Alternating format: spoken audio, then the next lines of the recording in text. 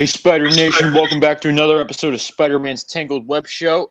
This episode in total, with all the episodes we've done, was episode number 61 of Spider-Man's Tangled Web Show. I'm your host, Jonathan, webmaster of SpiderManFanRave.com, SpiderManFanRave.com. Pretty basic URL, pretty easy to find. Hopefully you don't have any trouble linking to it or anything. Going over there, we got some good Spider-Man news, Spider-Man articles, editorials, reviews. Anything you want over there, we got in spades. So tonight I'm being joined by James. What's going on, James? Oh, it's good. Not pretty much. I just got home from a party. That's why we're doing this episode pretty late because, yeah, I'm in my 20s and I'm partying. So, haha, it's a Saturday night and you got nothing to do. I'm sorry, but I have a life. Yes, Also, for me. Yes, for me right now, it is currently 12:21 a.m. on a Sunday morning, Sunday, February 9th. Or not February. Why did I just say February? It's August. It is August 9th.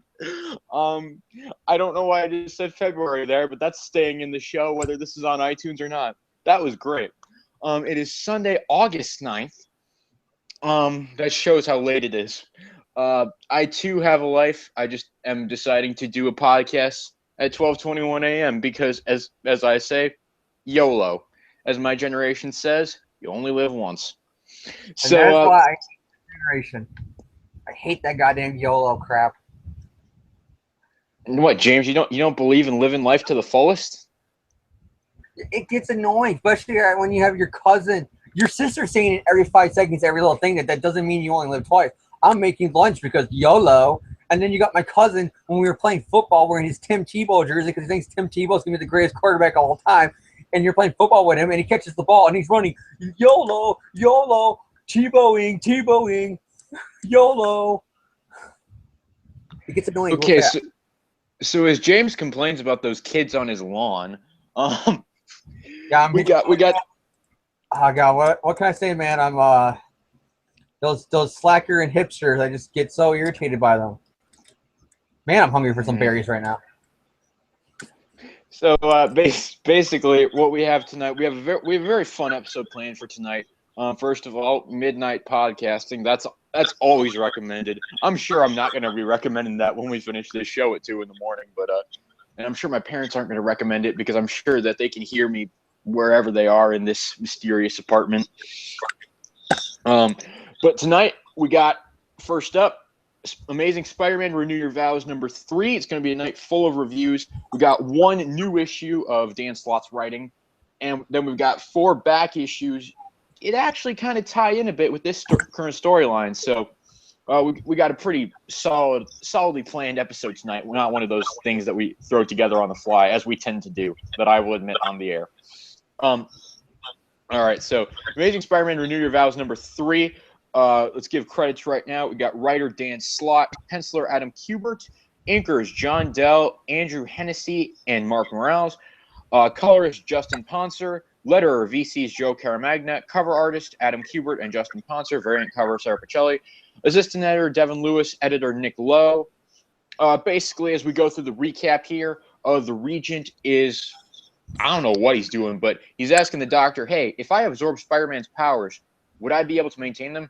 Yeah, you jackass, because you absorbed the powers of like 24 other superheroes. Why would you not be able to absorb Spider-Man's powers? They're mid-level abilities at best. His powers, Shannon, if I were to capture them, they're special. Spider-Man's, over all the rest, to accomplish the great task, they are the last piece of the puzzle.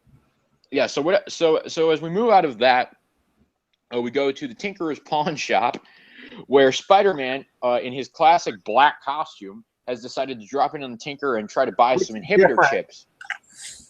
I'm just going to say right now, the black suit is changed again because they have to confirm that this is a different universe. Yes, so we have the black costume again. I need something from you, Tinkerer, and I'm willing to pay. And you know how we know he's willing to pay? Because he has $1,000 bills with the Regent's face on them. So not only is this Regent a totalitarian dictator, he has his own currency. That's just how awesome he is.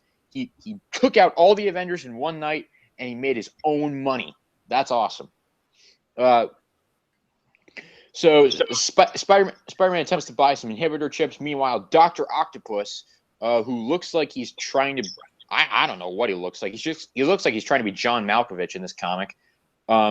He busts through the wall.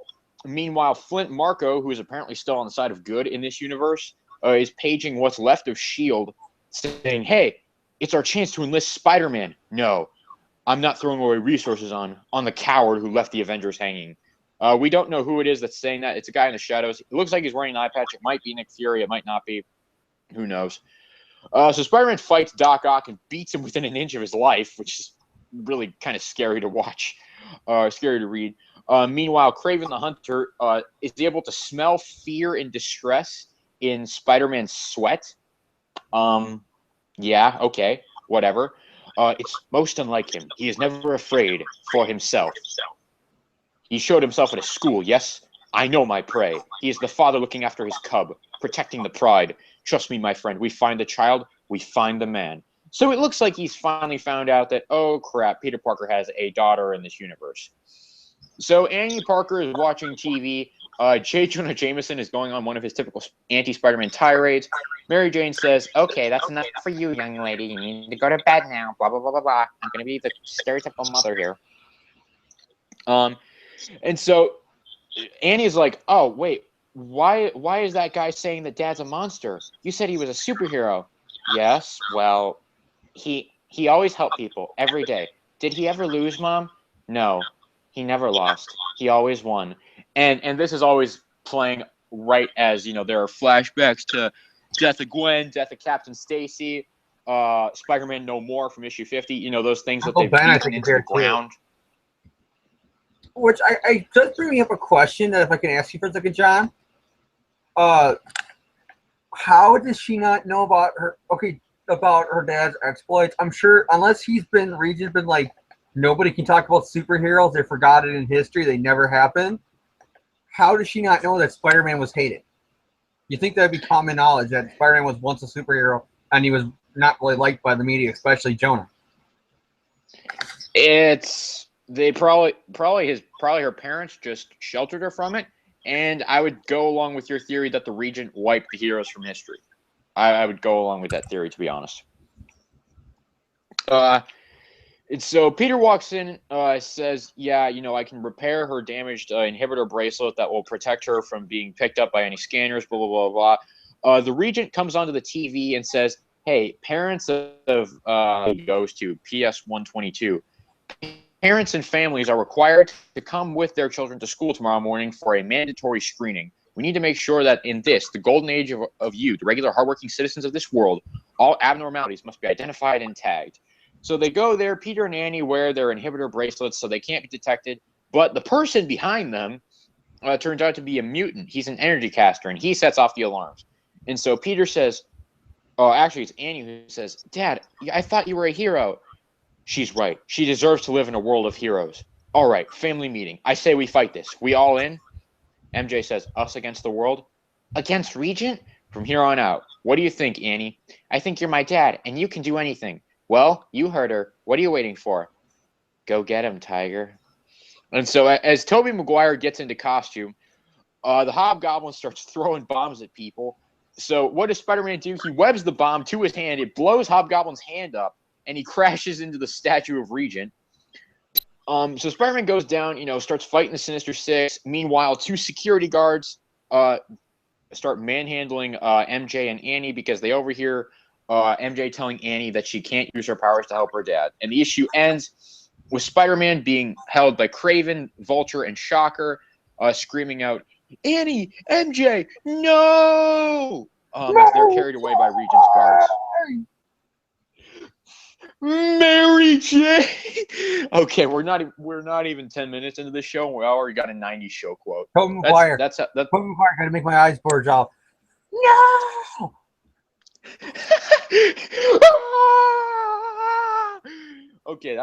That's a classic Tobey Maguire moment. And possibly the funniest in all of those three movies. Spider-Man 2, when she's just staring at him, and then the thing comes to take her. Okay. My thoughts on the issue. I'm just going to go over it pretty quickly here. I think this issue is a bit of a weaker installment than the previous two. It's not to say that it's a bad issue overall. It's just there are problems that I have with it.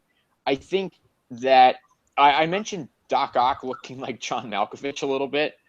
Um, I gotta say, I was really unimpressed with the entire Doc Ock scene because of the fact that the dialogue is so clunky and just so. Doc Ock talks like he's an utter moron, and I think that I realize that this is an alternate universe, but I normally associate with Doctor Octopus a bit more intelligence, a bit more uh, thoughtfulness into his vernacular. So whenever he speaks like a buffoon, it takes me out of the story a bit. And plus, I'd like to I'll quote a few lines here. Um, sorry, I got to get to the page here. First off, the Sinister Six, you dolt, but that hardly matters. There won't be anything left for the others once I'm done with you. You know, it kind of just it read a little bit wrong to me. Maybe it's just me. Maybe I'm just being a little bit too picky, but it read wrong to me. And plus, Spider-Man's whole line of Otto Octavius, you delusional idiot. I don't have time for this. That's just no one talks like that. No one speaks like that. It's just clunky dialogue that just takes me out of the story. Plus, I don't like the freaking black suit.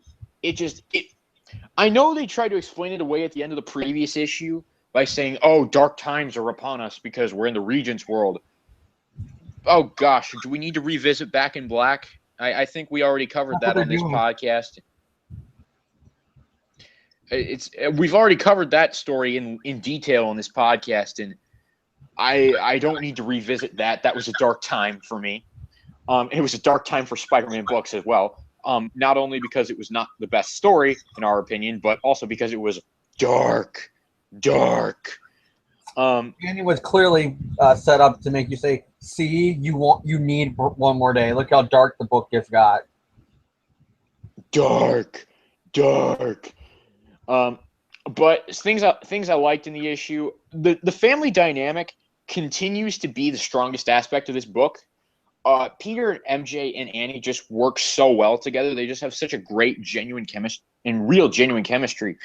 I know that maybe that the whole term of chemistry may be a bit more hard to comprehend when it's only just words and images on a page. There's no actors to bring them to life. Like when people say that Andrew Garfield and Emma Stone have great chemistry, you know, the way they banter off of each other in their acting and their portrayals, you know, that's what we mean by chemistry and all that. They just work really well together. It can be a bit harder to identify that in just simple comic books, but it's just the vibe that you get when you read these characters together. Just the absolute unity, the team that's really held together here by this family. It's really strong. It's heartwarming to read, and it continues to be the best aspect of this book. And of course, as we've mentioned before, the characterizations. This is some of the best characterization for Peter and Mary Jane that Dan Slott has ever done. We stated our grievances with previous issues that come from Volume 3, from Big Time, from Superior, all of that. We stated our grievances with those. This book portrays the Peter Parker and Mary Jane that we know and love. I mean, we've said that every issue of this now, and we'll continue to say it here because it's a valid point. It's what we love. So I think that's a pretty strong aspect of the issue. The art pretty strong again. Overall, it's something I want to discuss with James a little bit later. But overall, I give it a thumb sideways. I don't think the issue is really as good as its predecessors. It has its real problems. Like the lack of explanation for the black suit, just the fact that he's wearing the black suit at all, really. The Doc Ock scene, some of that stuff. The dialogue's clunky in a few places. So I give the issue a thumb sideways. I'm kind of neutral on it. There's some fun action. There's some fun family dynamics. Not the best work to come out of this series, but overall, it's a fine issue for what it is. James, I want to delve a little bit into your thoughts on Renew Your Vows number 3. So, what are you thinking of this third installment of this little 5-issue limited series? I'll say right now, thumb sideways like you. It's cool. It's just the middle part, It's just part 3 out of 5. But I will say, and I got a Skype message, so let me on. It's just Jan. By the way, for those of you who are wondering where Jan is, Jan had a family reunion. Yeah, family reunions are never fun, so we don't really blame Jan for not being here. Hey, mine are fun. I go ATV riding. I go do all this fun stuff. Fireworks. My family reunions are actually kind of kick ass. My family reunions always suck, but okay. I love my family, but still, okay. Okay, go on. But anyways, yeah, I give it a phone sideways. It's just the middle part. I agree with you. The family is the best part. I enjoy it. Sorry, excuse me. A lot of people are saying that Craven is confirmed to being alive, and that means Craven Last Hunt didn't happen in this universe. Craven on Last Hunt got undone, so there's nothing that says in this universe it also didn't get undone. Because when they're showing his great victories and losses, you got the death of Gwen. You got, when he's lifting up the heavy shit. You got, seems like other things are in continuity here. So Craven's Last Hunt, I think, is still continuity in that world. But yeah, just keep on topic about the family. I enjoy it. They seem realistic. I love it. MJ and Peter is perfect. Their daughter's perfect. I love it how she's like, okay, go to bed, young lady. You're not listening to them make fun of your. Do you want to make fun of your father? You get to bed. Don't watch it. That is kind of like what a parent would do if they didn't want their kid to see something, especially if it's somebody talking bad about their family. Exactly. I mean, I saw some people complain about Peter keeping it from his daughter. Them keeping like, oh yeah, he never lost. And then MJ thinking about all the deaths, and people go, oh, why is MJ lying? What a bad mom she is. Why is she lying to her daughter? And it's like, no, you're missing the point. It's like a parent telling their kid about Santa Claus. You know what I mean? There are some kids. There are some things that kids that age can handle, and there are some things they can't. Yeah, your dad's girlfriend before me neck snapped when she fell off a bridge. Your Uncle Ben was shot. I mean, there's some things you don't tell a kid. There are things that are okay to mention, like, oh yeah, your dad, he went out and saved people every day. But the things that when Peter Parker loses someone very close to him, one, she has no frame of reference under which to understand that, and two, it's just, and part of it can easily be attributed to like them keeping all that stuff from her. Maybe they don't want this little kid who doesn't really, little kids don't have a lot of a filter. They don't want their little kid running around spouting this off to people. Well, I think it's more of, especially when it comes to Gwen, saying, oh yeah, your dad let a girl fall and die on a bridge. What's that going to scare her? She's going to be scared. Oh my God, what if I'm on a bridge? Will dad not save me? It's like, look how terrified she is of Venom because of the symbiote. I mean, she does not like that black suit. And that brings me up to the next topic, the black suit. It's, again, change for change's sake. And you might be saying, well, what do you mean change? The cover shows the classic Venom look. Yeah, but the back of it, he has the white spider, like the red and blue suit spider on the back. There's a black and white version of it. It's not the interconnected Venom spider. It just looks really bad, and it just seems to be, once again, change for the sake of change. I got two more complaints about this issue. Before I get to my complaint, I will say I don't think it's Nick Fury. I think the twist is going to be somebody else with the eye patch from the region battle. I think that's what they're setting you up to think it's Nick Fury and then it's somebody else. But one of my cons is, and somebody else brought this up during issue 1 and issue 3 with how Peter's been like brutally, like almost killing his villains, like hands blown off and arms ripped off and all that stuff. It's getting to the point that I think Dan Slott and Marvel wants you to see everything he's doing as a negative. Like, see, because he has a child and he's a father, he has to kill these villains. He has to rip their bodies apart. He has to blow them up. He has to do this because he's a parent. See, he's a father. He's a husband. He has to be single or else he's going to be killing all his villains, and you don't want that. Like, you know what I mean? It's being built up almost. I feel like they want you to see these as negative, but the readers are seeing what they really are, which are not negatives. It's, you know what I mean? If I can interject here for a second, I actually that was something that bothered me the first time I read the issue. I've read the issue 3 times just for the sake of reviewing purposes. I like to reread the issues just so that I know what I'm talking about.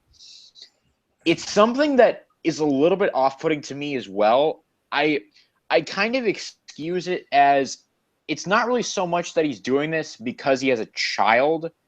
It's more so it's that he's doing it because he has a child in a world where the supervillains rule, and that there is literally no other thing. There's really nothing else he can do because as Doc Ock points out, the Regent is the authorities. I mean, there is no jail or anything that he can throw Doc Ock in. I mean, it's really, and plus Regent is coming directly after Spider-Man.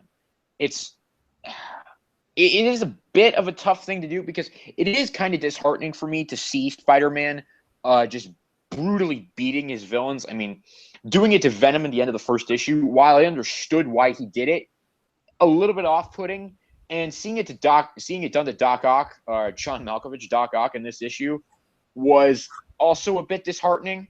So I do think it is getting to be a little bit much. Sorry, I didn't mean to cut you off. No, it's fine. It's just I see it as it's setting up that we're supposed to see this as C, he made all the wrong choices. C, MJ made all the wrong choices. And because of that, his daughter died, or MJ died, or his family doesn't want anything to do with him anymore.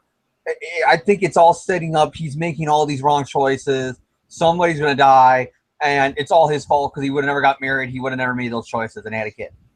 I think that's like what they're setting up. And I hope I'm wrong. Like, I pray I'm wrong. I hope they're setting up a happy ending, even to the point that you see those silhouettes of all the superheroes. I'm hoping that a twist is revealed that they're not dead. They're all in stasis so he can drain their powers and suck them out. You can't kill them to use their powers or some bullshit. So it ends with Spider-Man freeing all the other heroes and they all team up to take them down. I think that could be really cool. And it world builds. It creates this other universe where if you wanted to go back and do sequel stories, you can do it. My fear is, and this is my new prediction of how the story is going to end, I think something's going to happen to the daughter. Mephisto's going to show up. He's going to make a deal with Peter and MJ where he'll save their daughter, but the twist is he'll raise them. They're kind of like a Diabolical from Power Rangers Life Rescue where he took I can't think of his name right now, but the main guy who led the government organization who made the Life Rescue Ranger, his son fell down a cliff in a car wreck, and he says, I'll save your son's life, but I get to raise him. And I got a feeling that Mephisto is going to take the daughter, saying, I got to raise her, but she'll be alive. They accept the deal. And then the reason why she has red hair is because she's the girl from One More Day. And that's how they're going to tie it into OMG, by saying that that's Annie, and Mephisto used her to take away the marriage from the real universe. See, we're so creative and smart. I hope I'm wrong, but I have a feeling that that's what's going to happen. I really hope you are wrong, because that sounds, in my opinion, like literally the stupidest thing they could possibly do. But it would justify One More Day again. Like, oh, see, Annie's the hero because she's alive and she calls One More Day. Yeah, I would not. I would not like that at all. Any other points you want to make, James? I can't really think of any. Just who do you think kidnapped the daughter before we move on? This is something that we brought up before the show started, because apparently a lot of people are asking like who these security guards are. They're the Regent's. They seem to just be the Regent's men. I don't really know why people are making predictions out of that. I don't know. Maybe they're undercover SHIELD agents. I don't know. I can see that being the twist, but it's going to be the kids, MJ and the kids kidnapped. Yeah, I don't really see this as being a whole. Oh, we're actually saving them. No, they're putting the family in peril to move the story along. It's pretty much a classic trope. Putting him in peril to cause the problem, so that way you see the point that he should be single. That's what I'm fearing. Is that it's all the twist, and that's what's pissing me off right now about this issue. Like I said, the middle finger, and it's pissing me off that as a fan of a comic book, I'm waiting for the company to give me the middle finger You know what I mean? I try not to be the guy who just says, "Oh, this is going to be a middle finger to us." I try not to be that guy, mainly because I don't really have any sufficient evidence with which to make that claim. I don't know. I mean, We're not another Spider-Man show or podcast that's full of negativity. I mean, We try to be positive. If you give us something positive, we'll be positive. It's just with a storyline like this, Marvel has constantly pulled the curtain out from underneath you and gone fooled you and laughed in your face so many times with a story like this that it's to the point that I'm just waiting for it to happen. Like I'll be more shocked if something doesn't happen if something does happen. You know what I mean? I mean, if something doesn't happen and it turns out to be a positive ending, yeah, we'll give high grades. We'll give positive. I will say it's one of the best Spider-Man stories in years. I'm enjoying it. It's just I don't want to give up and say give up all false hope that this is going to be a really great story and go 2 thumbs up when Marvel's already telling people at Comic-Con when they're asking why isn't this the universe at least on one of the Spider-Man spin-off titles. You know what I mean? Why don't you make this like an alternate universe book? And they're saying, well, why don't you wait till you finish reading this before you ask for it? Makes me, when you hear stuff like that, it makes you think, oh my God, they are setting up a twist. Ha ha ha. See, he shouldn't be married. Why would you want to have a book about this universe when MJ's dead or whatever? There is one more topic I want to talk about, just in regards to Renew Your Vows number 3. I've said this on various message boards. I said it on Twitter. I said it in my own article on Spider-Man Fan Rave. I've said this in various other spots. I want to discuss it with James here. I really do think that the release delays with this only coming out once a month and just it keeps being pushed back and pushed back. I really think it's hurting the book. I think that the momentum and the engagement that the series has is just dwindling and dwindling with each and every issue, because issue 1 came out beginning of June. And it had, a cliff. It was very much a setup issue. Number 2 came out a month later. Seemed to be all about, okay, Peter's gonna, it's Peter's journey to fighting the Region. At the end of that issue, it's kind of implied that Peter's going to go fight the Region in this issue that we just talked about. We have to wait another month to get that. And then this issue, it's basically the same thing. It feels like it's taken us 3 issues to really get to the main beef of the story. And at this point, I mean, I don't, before anyone says, oh, well, you just don't like comics coming out once a month, but that's how most comics are, and that's how comics have been for 50 years. That's not my problem. What my problem is that it feels like it's taken it feels like it's taken 3 issues to really get to, get where we need to go to finish the setup. And when it comes out once a month, it just loses me like that. I mean, I don't know. I want to hear James's opinion on this. I mean, do you think that any momentum is being lost? I know what you mean. It's the pacing of it. It's like you wouldn't mind if it once a month, if it was a 4-part story or a 3-part story, but because it's 5 parts, you feel like the filler is going a lot longer to get to the actual meat and potatoes of the story. That's what you mean? Pretty much. Pretty much, yeah. It's pretty much. Similar, it's like one of my problems with the new Fantastic Four movie. Only the reverse. That movie felt like it was nothing but filler. Like it was 90 minutes, and you're like, okay, why is Doom evil? Okay, what's going on? Wait, how does Sue get her powers? Spoiler alert, Sue doesn't get her powers with everybody else because sexism. You complain about Black Widow, they don't even give Sue her fucking powers in this movie until they all give them to her. Oh man, I was rooting for that movie too. Because she's she's a girl, so she can't go on the dangerous mission to another universe. Oh, okay, we're just going to take a small tangent here. Let's just have a moment of silence for any hope that Fox has of a Fantastic Four franchise, because damn, frankly. Let me just pray. Please, God, up in heaven, and or any other religion that other people might be tuning in from, because I don't want to offend them. Please let Constantine Films, the film company that actually owns the Fantastic Four, right, and Fox, the company that distributed it, please make them make a deal like the Sony Marvel. Please make them make a deal like the Sony and Marvel. Please, oh, please, oh, please, oh, please, oh, please. Because, damn it, these people don't know how to fuck 4 times. fantastically 4 times a fucked up FF. God. Okay.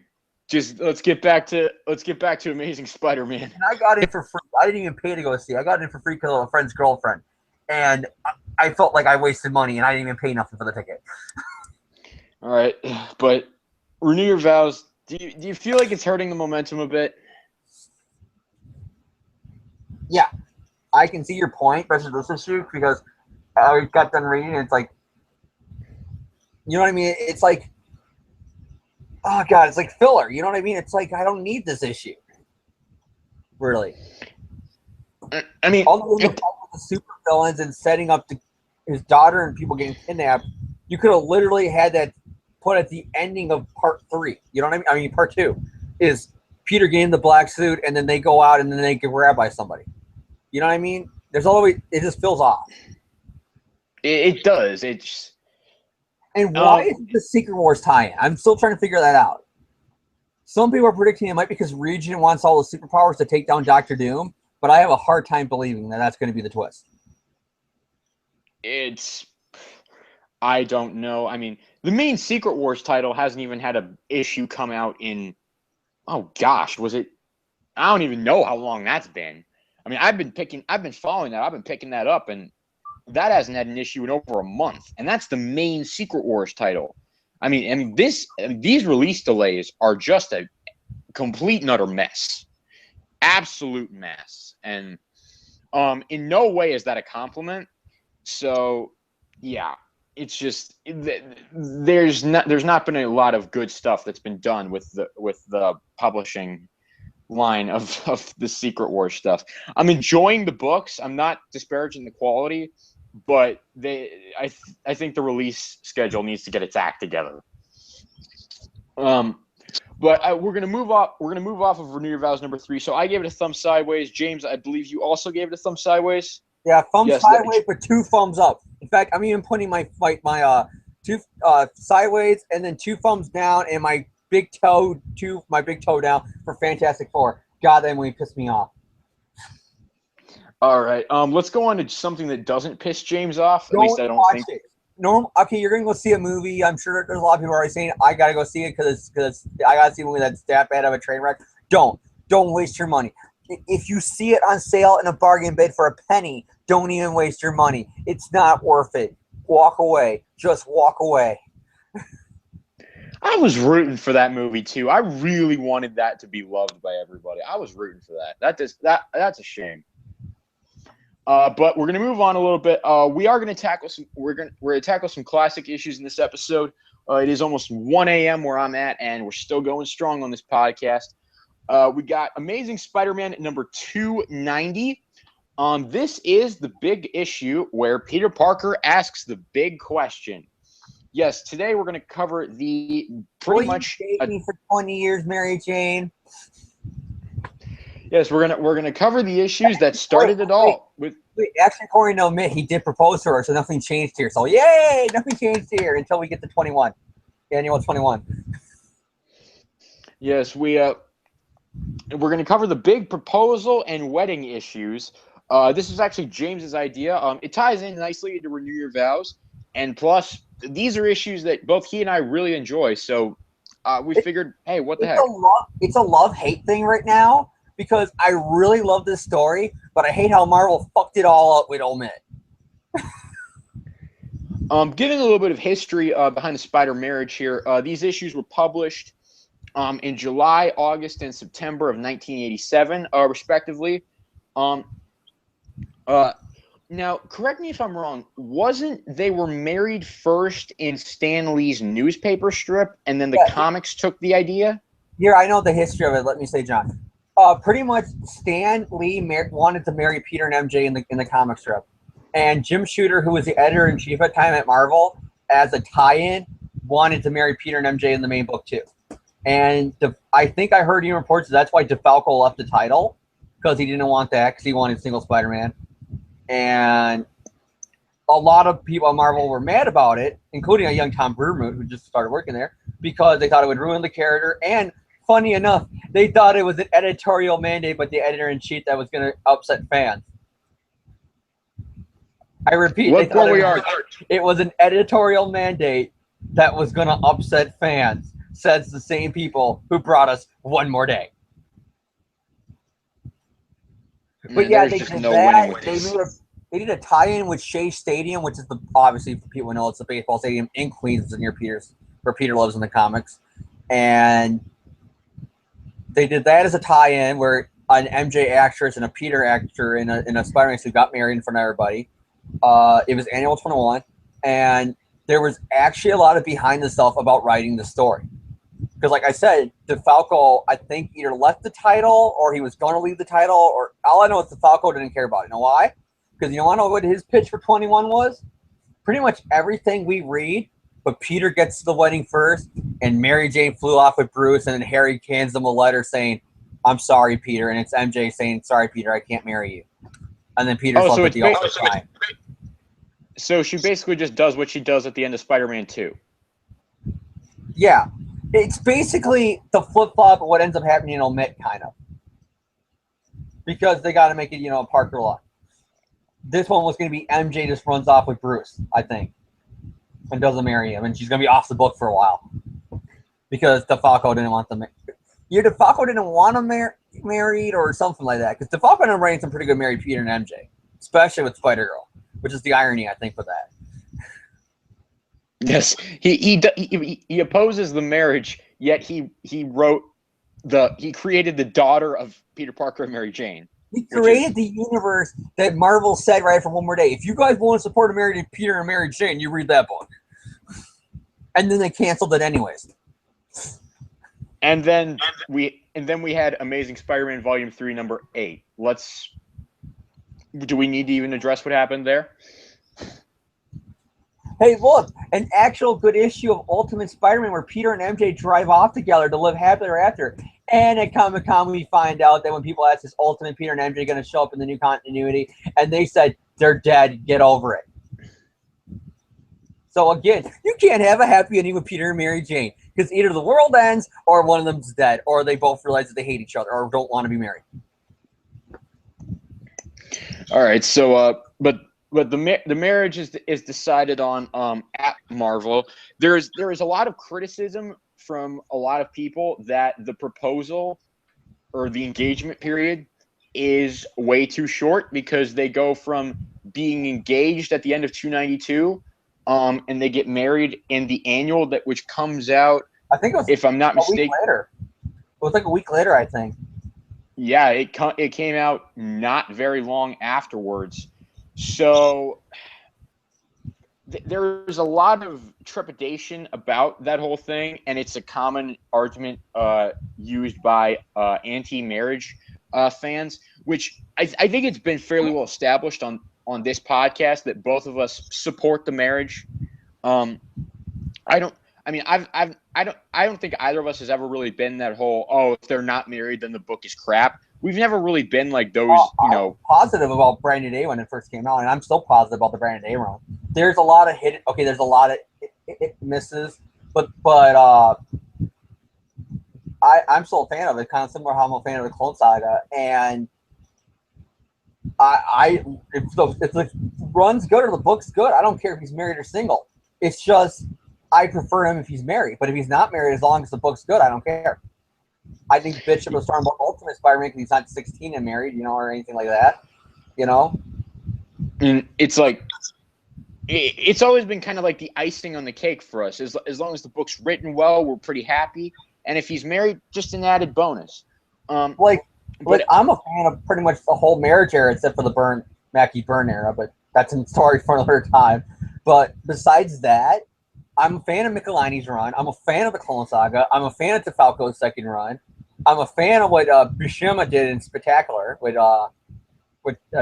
DeMatteis. Yeah, with DeMatteis.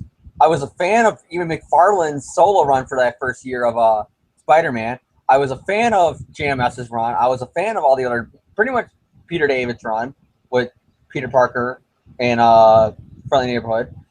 And I'm a fan of the marriage. I will say I love the marriage. I got into Spider-Man. Peter and MJ are married, or at least dating, or You know what I mean? Either they're engaged, they were married to water clones, or they're at least solemnly cemented as soulmates, kind of like Ultimate Spider-Man. Because I always said the reason why I don't think Bendis will ever get amazing, he'll only be stuck with Ultimate Spider-Mans or Spider-Man and Avenger teams. Because I think Bendis is a fan of the marriage and Peter and MJ. Because he hints a lot that Peter and MJ are meant to be together. Even when Peter, remember that creepy scene where adult 616 Peter is staring and wants to chase after 16-year-old Ultimate Mary Jane? Which I guess some people said, according to the Ultimate timeline, she's probably more towards 18, so it's less creepy. But remember, Peter gave a hard time about hitting on college girls in Superior when he was Ghost Peter. So he's giving him a hard time for hitting on like early 20-year-olds, and he's chasing after a 17, 18-year-old girl in one panel. Yeah, that's creepy. Oh man, that was we're referring to the Spider-Men miniseries, which was written by Bendis, released back in 2012.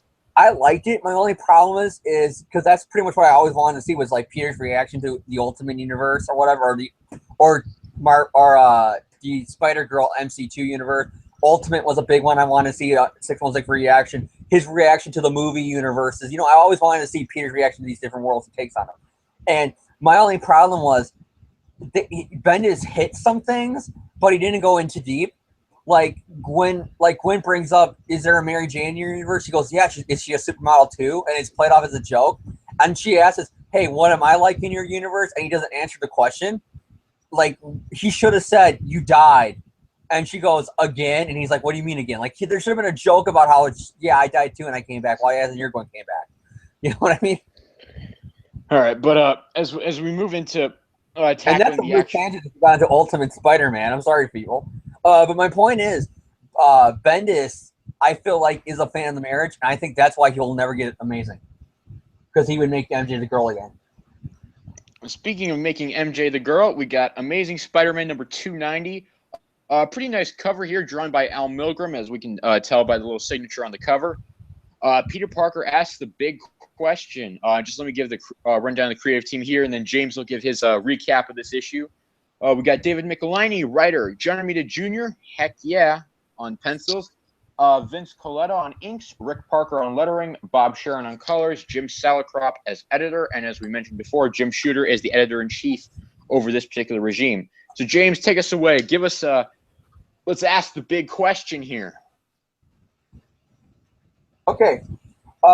Stan Lee presents The Amazing Spider-Man, and we open with Peter upset that he's happy.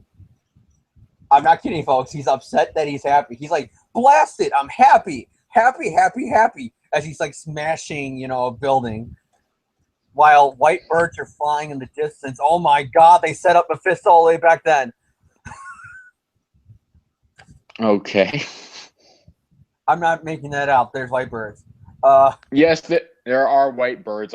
We're not even kidding. If they did that specifically, Brandon A, with the red Mephisto bird, I'm going to be extra now. Like, okay, I'm going to have to give them applause if that was actually what they were going for. But I don't think they were. I think that was just all coincidence. He's all freaking out, saying, how come? And it's, Peter, you misspelled it. You made it sound really nasty. Thank you. Oh, gosh. It says, how come C-U-M? Yes, James, we know what spelling you're referring to. Pretty much, Peter fixes, all the parts of the building he damaged, and he's all like, man, I thought after breaking up with Felicia, I'd be more happy. And it's like, maybe that's why you're upset. You just went for a breakup, Peter. No? Maybe after I got my life as Spider-Man together, I'd be more happy. Nope, not really. Over in Times Square, Gwen Stacy is having a Everybody Loves Spider-Man Day. Oh, wait, wrong continuity. Where's Bryce Dallas Howard? Instead, we got some really weird, creepy-looking wannabe superhero guy with a P on his chest, pointing a gun at people like, I'm going to blow this place up, and blah, blah, blah, blah, blah. And you can tell I'm tired when I started talking like Trevor. God damn it. AGR reference. Spider-Man grabs the guy, webs up the gun, and then Jonah's there, and Peter web swings away, and then he's still like, why am I sad? As he gets out of a bath. What is it with Peter and baths lately? Okay, so just to give a little bit of context, Peter took a bath in the podcast last week. James wrote an article for our website, Spider-Man Fan Rave, this week that had Peter taking a bath, and now Peter's taking a bath in this issue. James, you just make Peter want to take his clothes off, don't you? No. Next week, I forgot what issue we're going to do next week. But if he's in a bath, I'm quitting the podcast, John. I'm done with it. He should. It's just. Oh, and the week before that, we had Felicia in the bathtub. Oh man! Straight up bathtub issues. What the fuck's going on here? I gotta say, man. All the way, Peter's all upset. He's mad. And then he makes clearly a 1980s reference where he goes, I didn't even get to watch TV and find out who shot JR. Nowadays with the sliding timescale, it would probably be, I didn't find out who won this year on American Idol. I didn't even find out if Glee Club won regionals. I don't know. I can't see Peter being a Gleek. I can just say that right now. I don't know if Leonard and Penny got engaged. I don't know. I don't even know if me and MJ are going to get engaged or married. I don't know. I don't know who shot who on Desperate Housewives. Those bitches are always doing something weird over there. Sorry, I just offended somebody. I didn't get a chance to watch wrestling. I don't know who got eliminated from Tough Enough as that asshole ZZ gets kept on the show because he doesn't know fucking wrestling, and the real people who care about the damn business are getting eliminated because that show's a piece of shit. Sorry, I'm going off on another rant. Okay. Literally, vote for ZZ, people, because it's hilarious how the guy with no wrestling skills, no charisma, and is trying to make a joke of the wrestling business is getting voted to stay on, while real legit wrestlers are getting voted off by fans online. Thank you. That's just the American way. Peter's still freaking out, and then he decides he wants to go over to Mary Jane. He knocks on Mary Jane's door, and then he yells at her for not locking her door, and she reveals, but it's because my neighbor's coming over and we're having lunch together. That's why the door is open. So you couldn't just let her knock and then open the door for her, MJ? He has a point. It's New York City. You're a single woman. Your door's unlocked. Lock it up. Because now all somebody has to do is say, I'm Mrs. Munchie. Literally, her name is Mrs. Munchie. I'm Mrs. Munchie. You go open the door. Bam, you're shot. And that got really dark real fast. Mary Jane is all like talking to Peter. He's all depressed. Mary Jane actually looking kind of good. I like the artwork here. You know, her and Peter earlier. She hugs Peter, and then they're saying how happy they are to have each other in each other's lives because they're open. They can talk about anything, Tiger. She tells him, well, what would you normally do? And he says, oh, I would talk to Aunt May in this situation. You go, well, then go talk to her. I know you haven't seen her in a while. Your aunt won't like that. And then as Peter leaves, Mary Jane makes a reference to the fact that normally she would get jealous if a man she likes, you know, goes out to talk to another woman, even if it's his own relative. Well, that's really weird, MJ.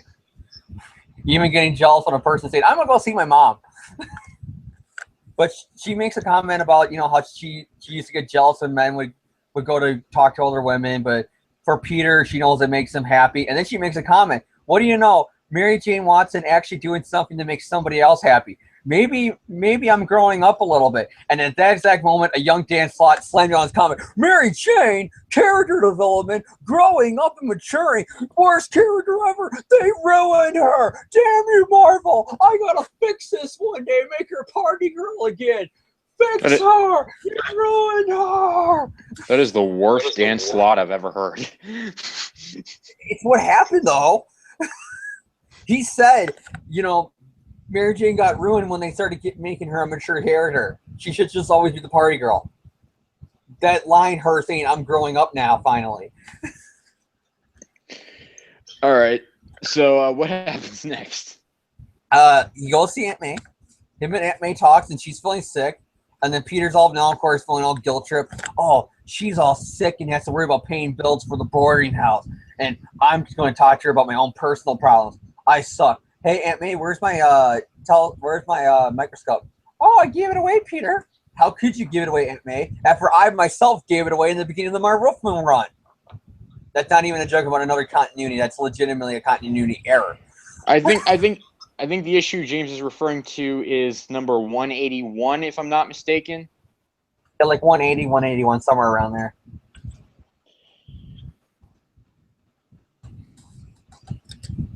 Am I still on? Yeah. Oh, it got quiet. I was hoping my computer didn't freeze up. He leaves then, and he's all upset. He's like, I lied to Aunt May. I told her it was no big deal giving away my telescope to a church fundraiser, but I really am mad about it. But I didn't want to tell her because she's a little sick and she took care of me. And then he flashes back to Uncle Ben. He goes to the church fundraiser with a Ferris wheel and everything. And I'm like, God damn it, why can't church fairs near me have Ferris wheels like this? God damn it, New York has all the cool shit. He goes in there. He's talking to him about getting the telescope back. Somebody starts robbing the place and using a kid hostage. Peter stops the hostage situation as Mary Jane calls up Aunt May to ask her what's going on with Peter. And she goes, oh, Peter left. He should be back later, though. And then Mary Jane's like, oh, it's no big deal. And then she hangs up the phone and says, of course it's a big deal. My whole life just exploded.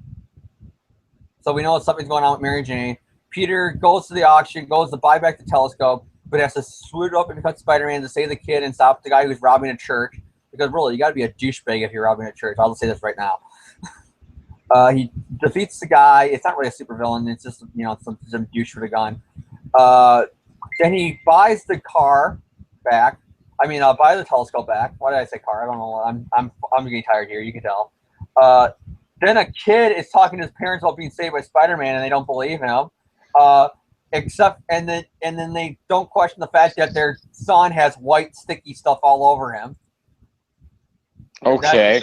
It's creepy. This just got weird. It's nasty. Let's just say that panel is really disgusting. And then you got Lex Luthor. Literally, it's a bald guy in a business suit. You know, it's like, I want to bid for $45 for this microscope. And then Peter goes, what about 42? Sold. Peter ends up getting a deal on this telescope, and he's still upset. I got my telescope back, but I'm still sad. Maybe because you didn't give a fuck about it until like 5 minutes ago, Peter. And then he goes, and then he figures out what it is, what he wants to do.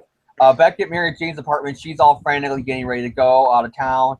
She says she needs to go see her sister. She claims it's because the Watson girls are going to make a big... She's doing the whole party girl thing. I have to go have a fun old time with my sister. We're going to go partying and having fun and music.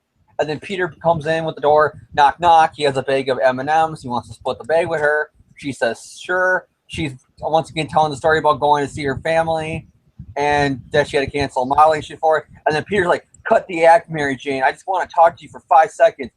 Mary Jane. And then he blurts it out. Will you marry me? To be continued. All right. James, you gave the recap, so I'll let you go first. What are your general thoughts on, I guess, the big question issue here? Good. It's a great issue. It's really good. Anybody who's been seeing my give me a second. Actions on radio. What is James doing? Why are we giving him a second here? Because somebody keeps on messaging me on Facebook. So I told him, can you please leave me alone for like the next hour? I'm doing my podcast. Thank you. One of my friends from Japan who I help with English. That's why they don't understand really about the time zone difference yet. So yeah, the art. Anybody who knows me knows I'm a big fan of John Romita, and I love his artwork. And this artwork's really good because it's the beginning of his kind of like '90s style. You can definitely tell right here. You can tell his art style has changed when we read the Hobgoblin, can't you? Yeah, it's a bit more developed. It's a little bit blockier than the stuff that he was doing just a few years prior to this. You can tell the Frank Miller influence is starting with his artwork here. It's a noticeably different style than what he was doing. It's not so different that it's unrecognizable, but I mean it does have its distinct differences here. Oh, God, James is typing. James is typing again.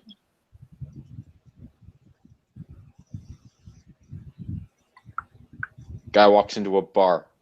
He sits down next to another guy. He says, "Hey, it's nighttime. This is why we shouldn't do these unless I'm drunk or something." I was partying all night. I'm tired. If we would have done this without me having a night out with the guys, I would be, trust me, all zany and off the walls, but anything. But I'm tired right now, and I'm getting messages from people.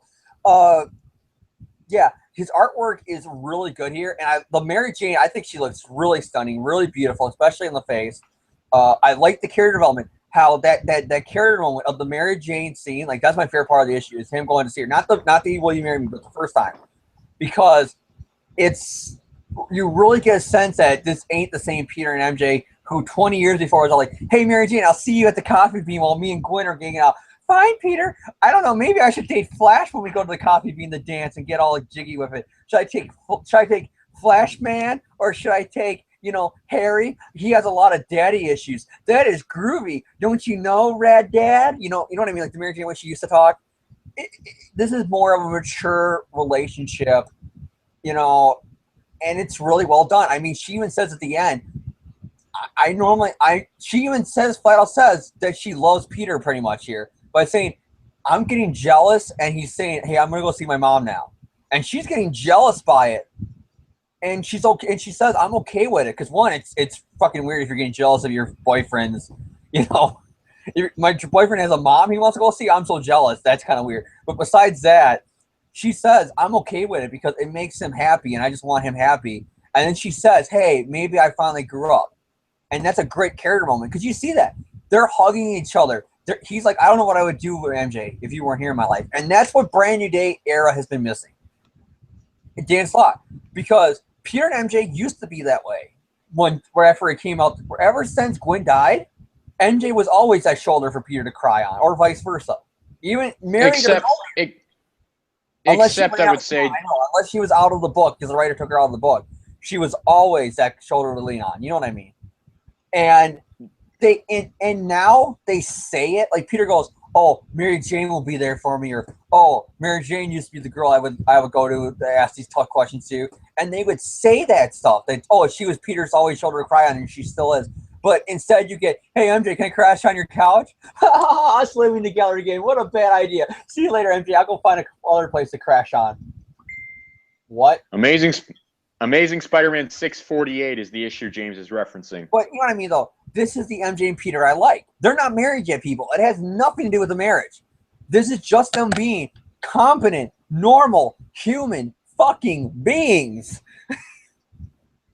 This is realistic for Peter and MJ. She was there for him. She gave him a fight. She gave him a hug. And she made a comment about, I'm not being selfish. I want Peter to be happy. That's great. I like the product placement from M&M's. But church parts is where I start to lose it a little bit. Because you got the continuity error of Peter with the microscope. You got the whole guy robbing the church, so that way you got another Spider-Man fight put into this issue just because. And then you got Peter's dialogue. I got my telescope back, but I'm still sad. I wonder why. Maybe because you're fucking sad before you even found out about the damn telescope. But that's there because he needs the epiphany of, I'm sad because I don't got Mary Jane. I want Mary Jane. And then it ends with the proposal, which is a great cliffhanger. Because if I was somebody reading the book back then, and he pulls her and she says, will you marry me? If I was them, I would have been like, oh my God, is she going to say yes? Oh my God, what's going on here? I would be like, I would have been on the edge of my seat. I would have been demanding the next issue right then. That would have been, I got to say, that cliffhanger definitely would have worked on me if I was reading that 30 years ago when it came out. James is typing once again. I'm sorry. Is it really like?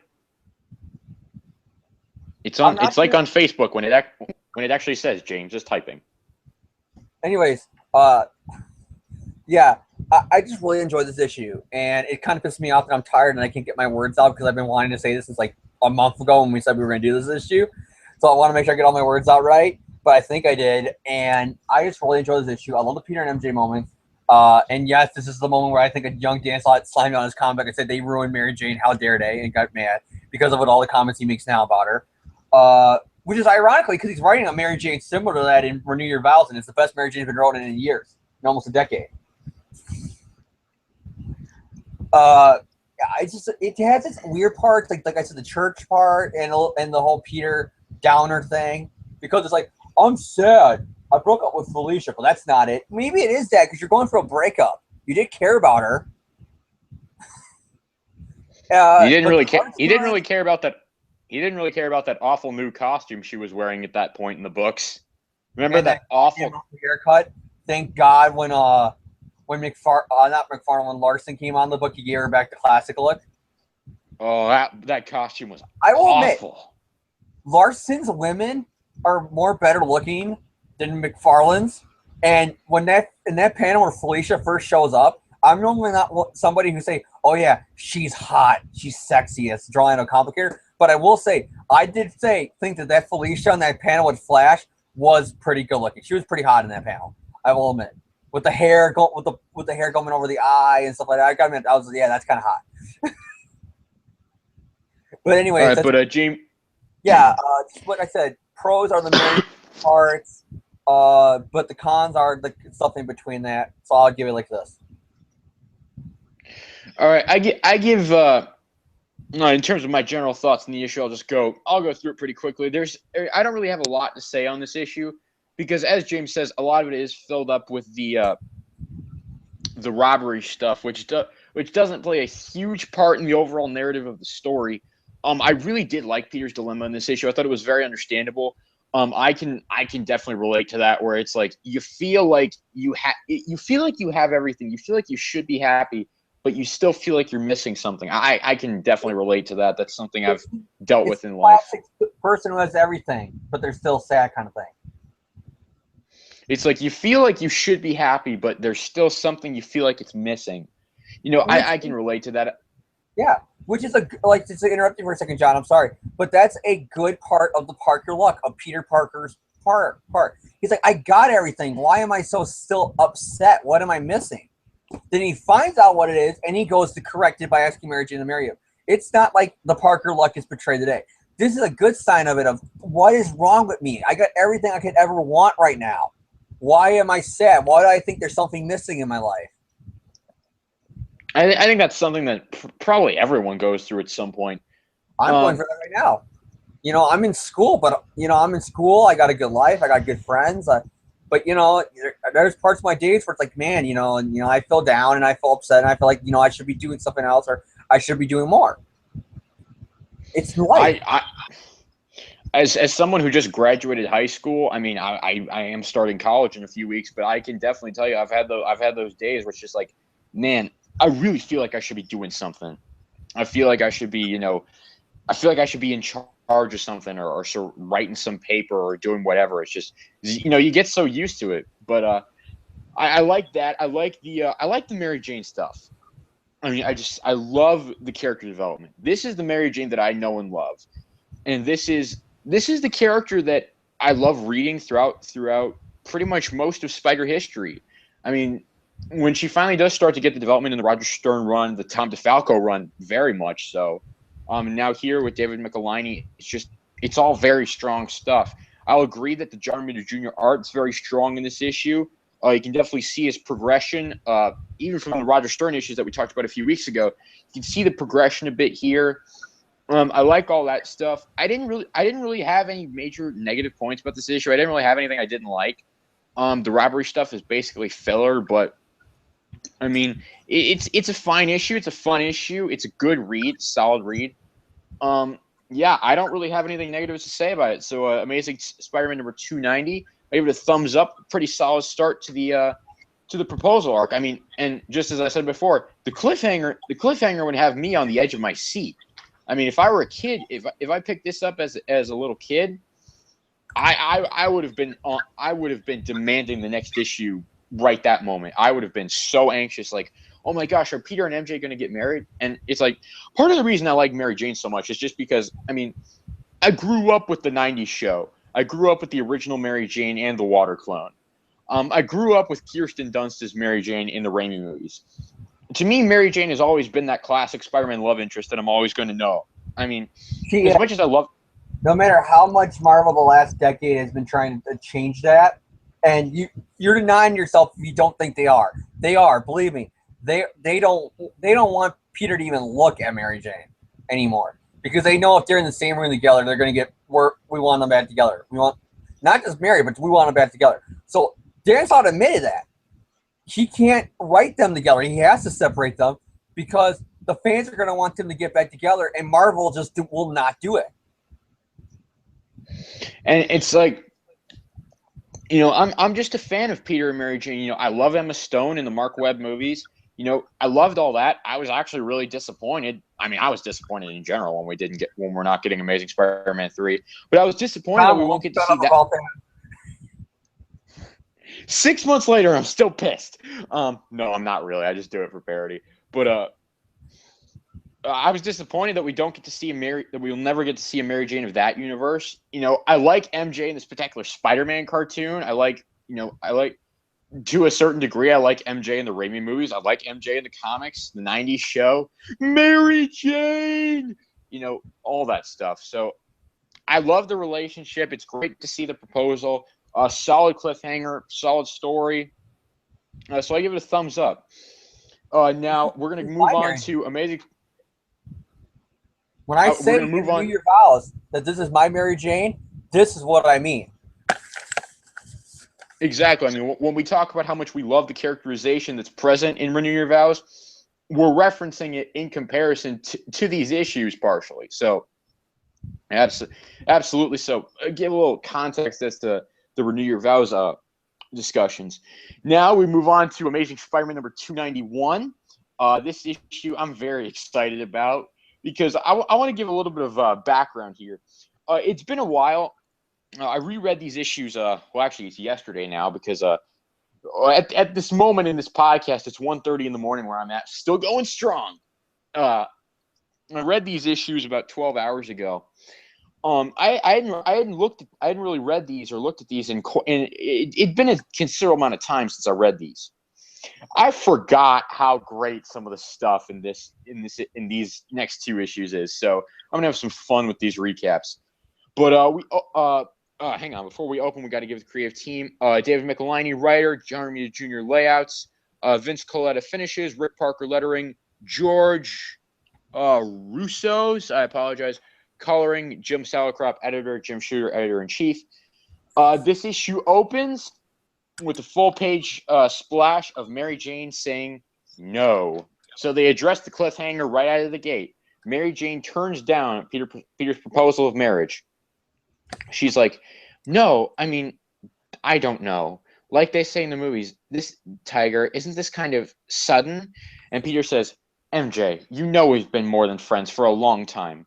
I'm sorry, Peter. I have to go out of town. You know, I have to, go visit my sister. Your sister you haven't seen in 4 years. MJ, what's wrong? Taxi. And she just gets in, basically drives away. And then we get to the man himself. A spider slayer pops out of a green truck, crawls up the side of Mary Jane's apartment building and stops right outside her apartment. Blows the wall up and starts to look inside, but finds that the apartment is deserted. And so who is the mastermind behind this spider slayer? Well, let's just read the dialogue. But that was unfortunate, but setbacks are to be expected. A failed skirmish does not mean a lost war. Soon I will find Spider-Man, and when I do, I have every confidence that he will fall before the might of my Spider Slayer robot, and before the unadulterated genius of Alistair Alfonso Smythe. Yeah, baby. Okay, I just got to say this right now.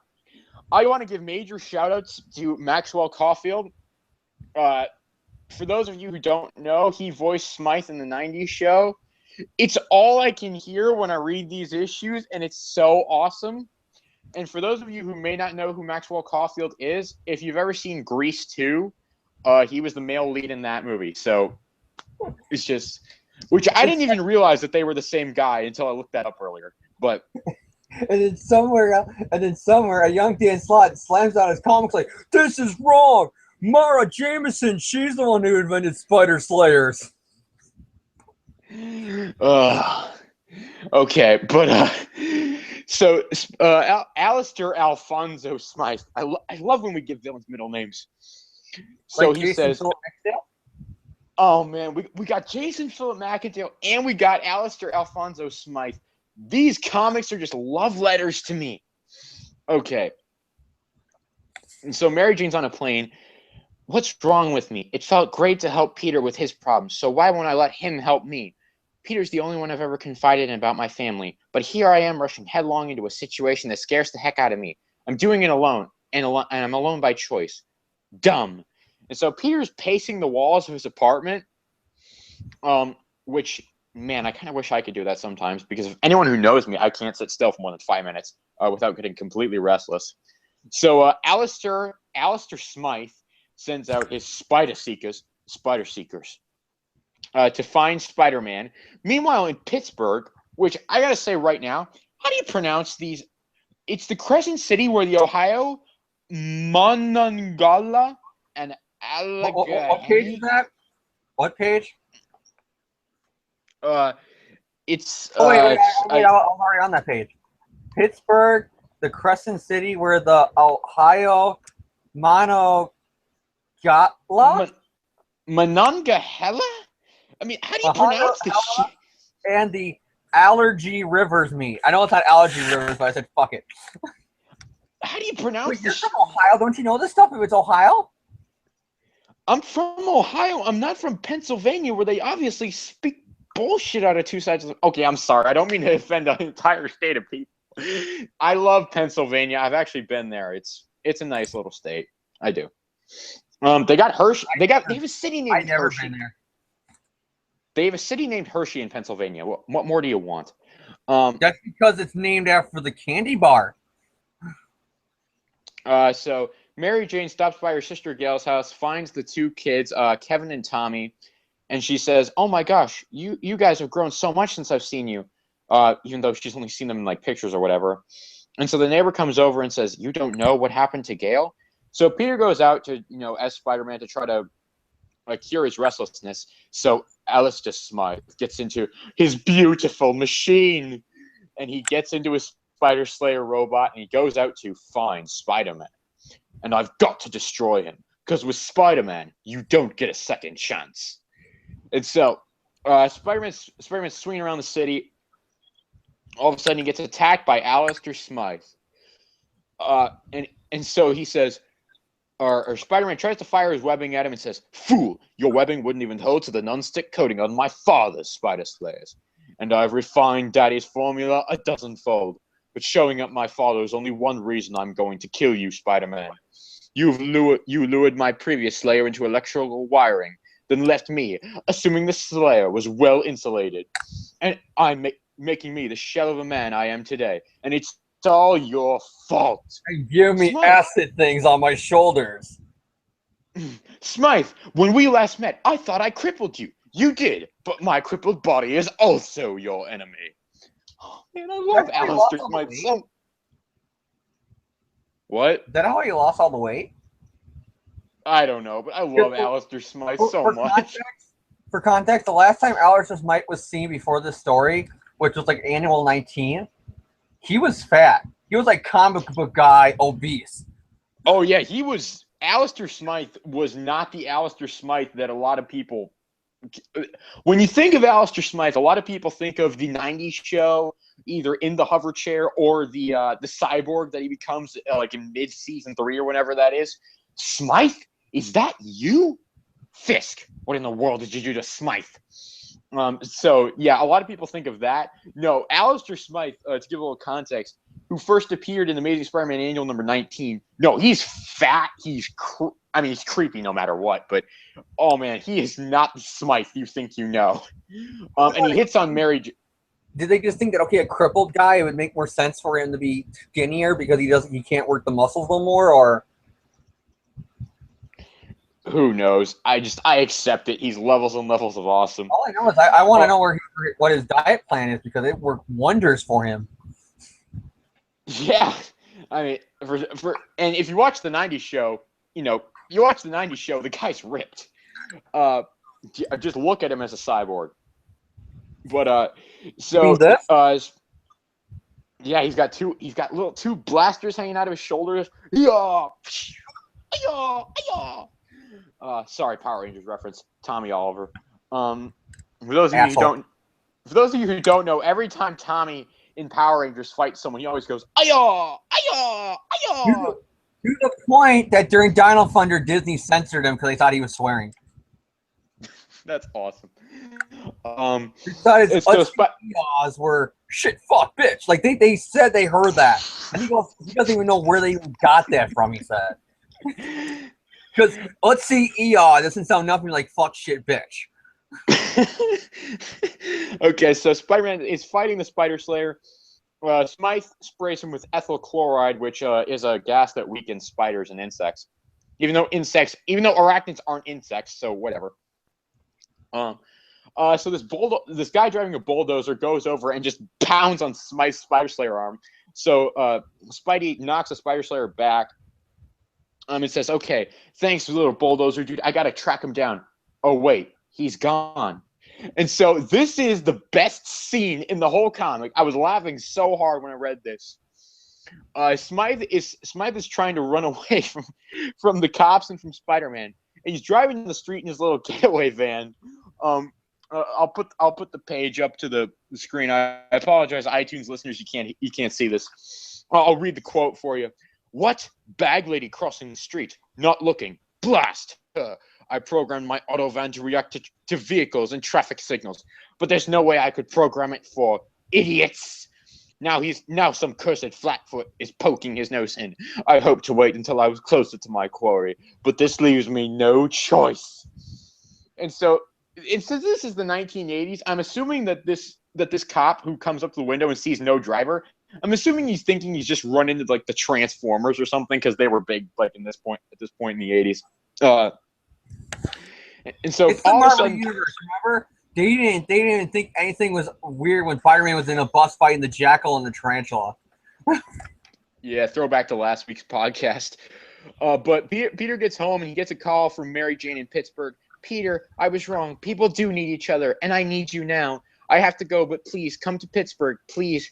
I love you." Because this is Spider Island, and I have to say I love you in a way that you can't hear it. Oh, sorry. That's like 550. He does hear it. He does hear it because he didn't hang up yet. That's what would make me think, should I go or should I not go? Because he's like, you got saving the world, kind of. Yeah, it's far away from his ear, so I was kind of making that connection. But Peter ultimately decides he heard it. You know what I mean? It's like in movies where somebody says something like, "I love you," or "Will you marry me?" and then they pull the phone away from their ear. That way you can get the shot of the dramatic reaction. Like that's what I took it as. Yeah, and so Peter decides: do I go and help MJ, or do I stay here and fight Smythe?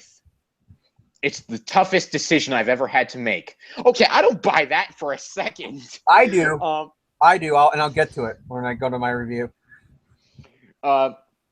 Peter ultimately decides to get on a plane and go help MJ, and Smythe follows because when he sprayed the ethyl chloride on Spidey during the fight, he also sprayed a trace chemical on Spider-Man's costume, which allows him to track him anywhere. To be continued. Dun dun dun. Okay. Wait, the best part. When he gets to Peter's. Oh, is that the beginning of the next part?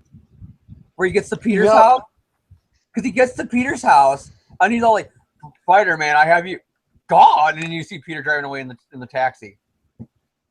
Yes, and he says, "No, so close, so close." I love how Peter's debating. Hey, should I go on and find fight Smythe or go get some from a girl? I'm choosing her. And so I gotta give my review of this issue. I haven't got laid in weeks. I have to give my review of this issue because I read this and had so much fun with it. Oh man, it's better than issue 4. Oh yeah, I think it's probably these next 2 issues are fantastic. Just to spoil my thoughts on the next one, but the biggest pro of this one is Alistair Alfonso Smythe, and there is a reason for that, and it's Maxwell Caulfield. Whenever I read Smythe in the comics, all I can hear is that voice. And it's just, when you read Smythe with that voice, it's epic beyond all reasonable argument. I was just laughing through every single line of dialogue. And I know that that's not really a pro on this comic itself. It's a pro in my own head that I've made up in connection with the 90s show. Cheap plug, because all we do is reference that show anymore. Well, But it's true though, because I'm that way, and I know a lot of people are. Is when they read a comic, like say when I read Batman, which is another ongoing series I've been picking up. When I hear Batman's voice, or I hear the Joker's voice, or when I hear Bang's voice, I hear the 90s show. And it's yeah, to hear with Spider-Man. Unless it's a kid, like, I'll kid you not. Carly, because she's the blonde chick with glasses, I hear Deb Whitman's voice, because there is no Carly in the animated series, and Deb Whitman hasn't been seen since, God, the Civil War. yeah. So, When she like, didn't she like write a book in Civil War? In yeah, the Civil War a era? book about dating Spider-Man. Yeah, that was. Let's get some royalty checks in the mail. Psychic mind block made people forget. Why don't they just grab her book? Because all the words have been blurred out. Okay, just thank you, Maxwell Caulfield, for making this issue so much fun to read with Alistair Smythe. I mean, Alistair Smythe in this issue is just so much fun to read.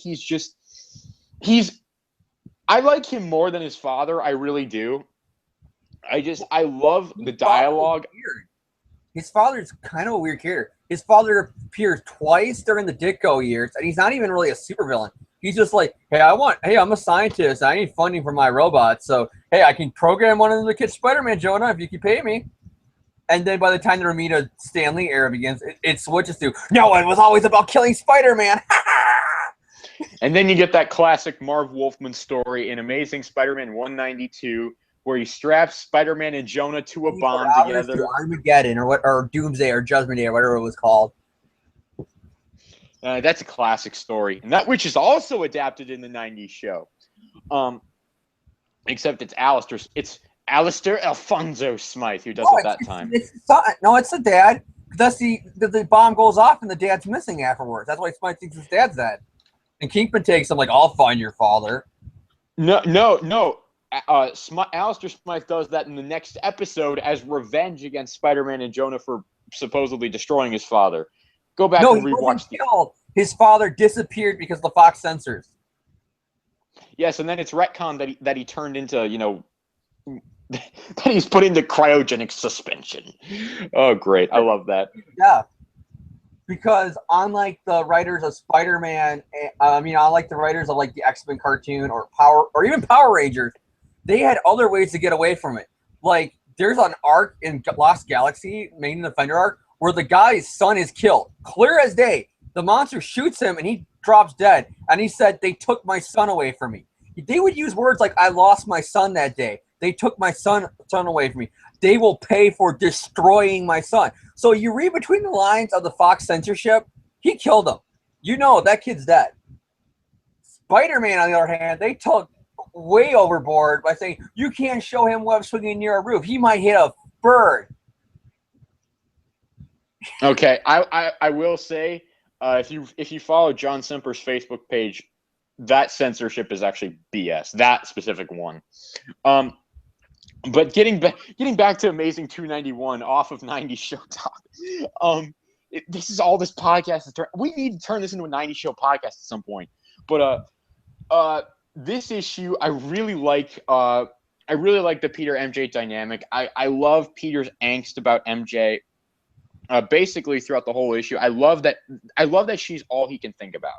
I absolutely love that. I love that even when Mary Jane's in this deep, deep, dark despair, all she can think about is Peter. I love that even when they're miles apart, they're still together. Which is one of the reasons why I think the new runs are bullshit. When you read this story, they still have that spiritual connection. So it's really strong. The art is good once again. It's really solid fight scenes between Spider-Man and the Spider Slayer. I don't really have a whole lot more to say on this issue. Alistair Smythe made the whole thing. Like I read this today or yesterday at this point. I read this. I'd completely forgotten the genius that was Smythe in this issue. It was just great. I give it a thumbs up I give the issue itself a thumbs up, and I give Alistair Alfonso Smythe 2 thumbs up because that was awesome. All right, James, what are you thinking about 291 here? This issue's great, and you bring up the '90s show, and I'm gonna do it again because one of the things I love about I would say really with the '80s and the '90s run of the book, especially because that's the era where the '90s shows seem to pull a lot from. The '80s and the '90s, obviously, especially being a '90s cartoon. And I do agree with you that this really feels like it's an issue, like an episode of the animated series almost, kind of. And I love again the Peter and Mary Jane. You hit it right over the head with the MJ dialogue. You know, he can't think about anything else but her. She can't think of anything else but him. Let me pull up my notes because I want to make sure I cover everything with this arc because I really enjoy this arc and I really want to beat it over people's head how much I hate the fucking new era because of it. That's just a joke, but I really want to get my point across. I just love it.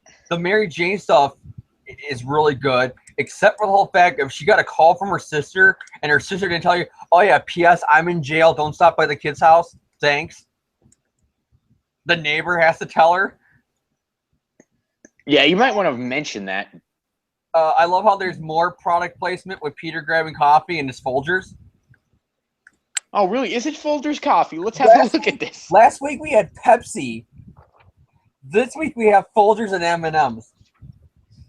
There's an issue of Ultimate Spider-Man. I think it's issue number 9 because I know James just referenced it in his recent article on Spider-Man Fan Rave. There's an issue where it's like a whole page is literally McDonald's product placement, characters talking about things you can eat and buy at McDonald's. They bring up the dollar menu becoming a new thing then. It's like, hey, why do you want to rob a McDonald's? Because they rip you off. But all the things we like to eat are on the dollar menu. It's like, do they have a deal with McDonald's? And so here there is a panel for listener and viewer reference. There is actually a panel where it says Folgers coffee. That's great. Oh man, I love 80s classic stuff. Because normally, like I remember during Back in Black, there's a kid reading a magazine and it says Bob Square Sponge Pants. Because obviously they can't say SpongeBob. Well, now, which is hilarious because nowadays they would just put Disney product placement there instead. It'd be like a Disney Channel character.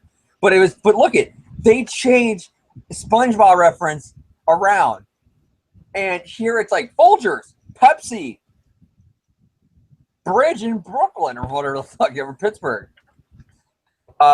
Anyways, I love. Okay, Smythe is a really shitty villain. I never really liked Smythe.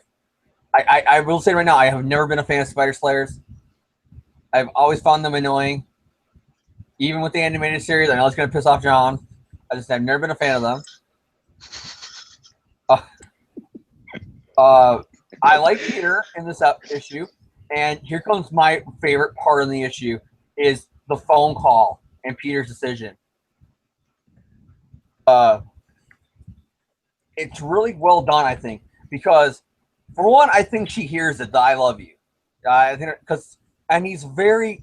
It's worse. Finally, Mary Jane. I don't think Becky and when the writers like in the '70s, like Conway and Wolfman and stuff, were writing them as a dating couple. I don't think they even had her say I love you. It's hinted in the dialogue their love for each other, but she never says the words.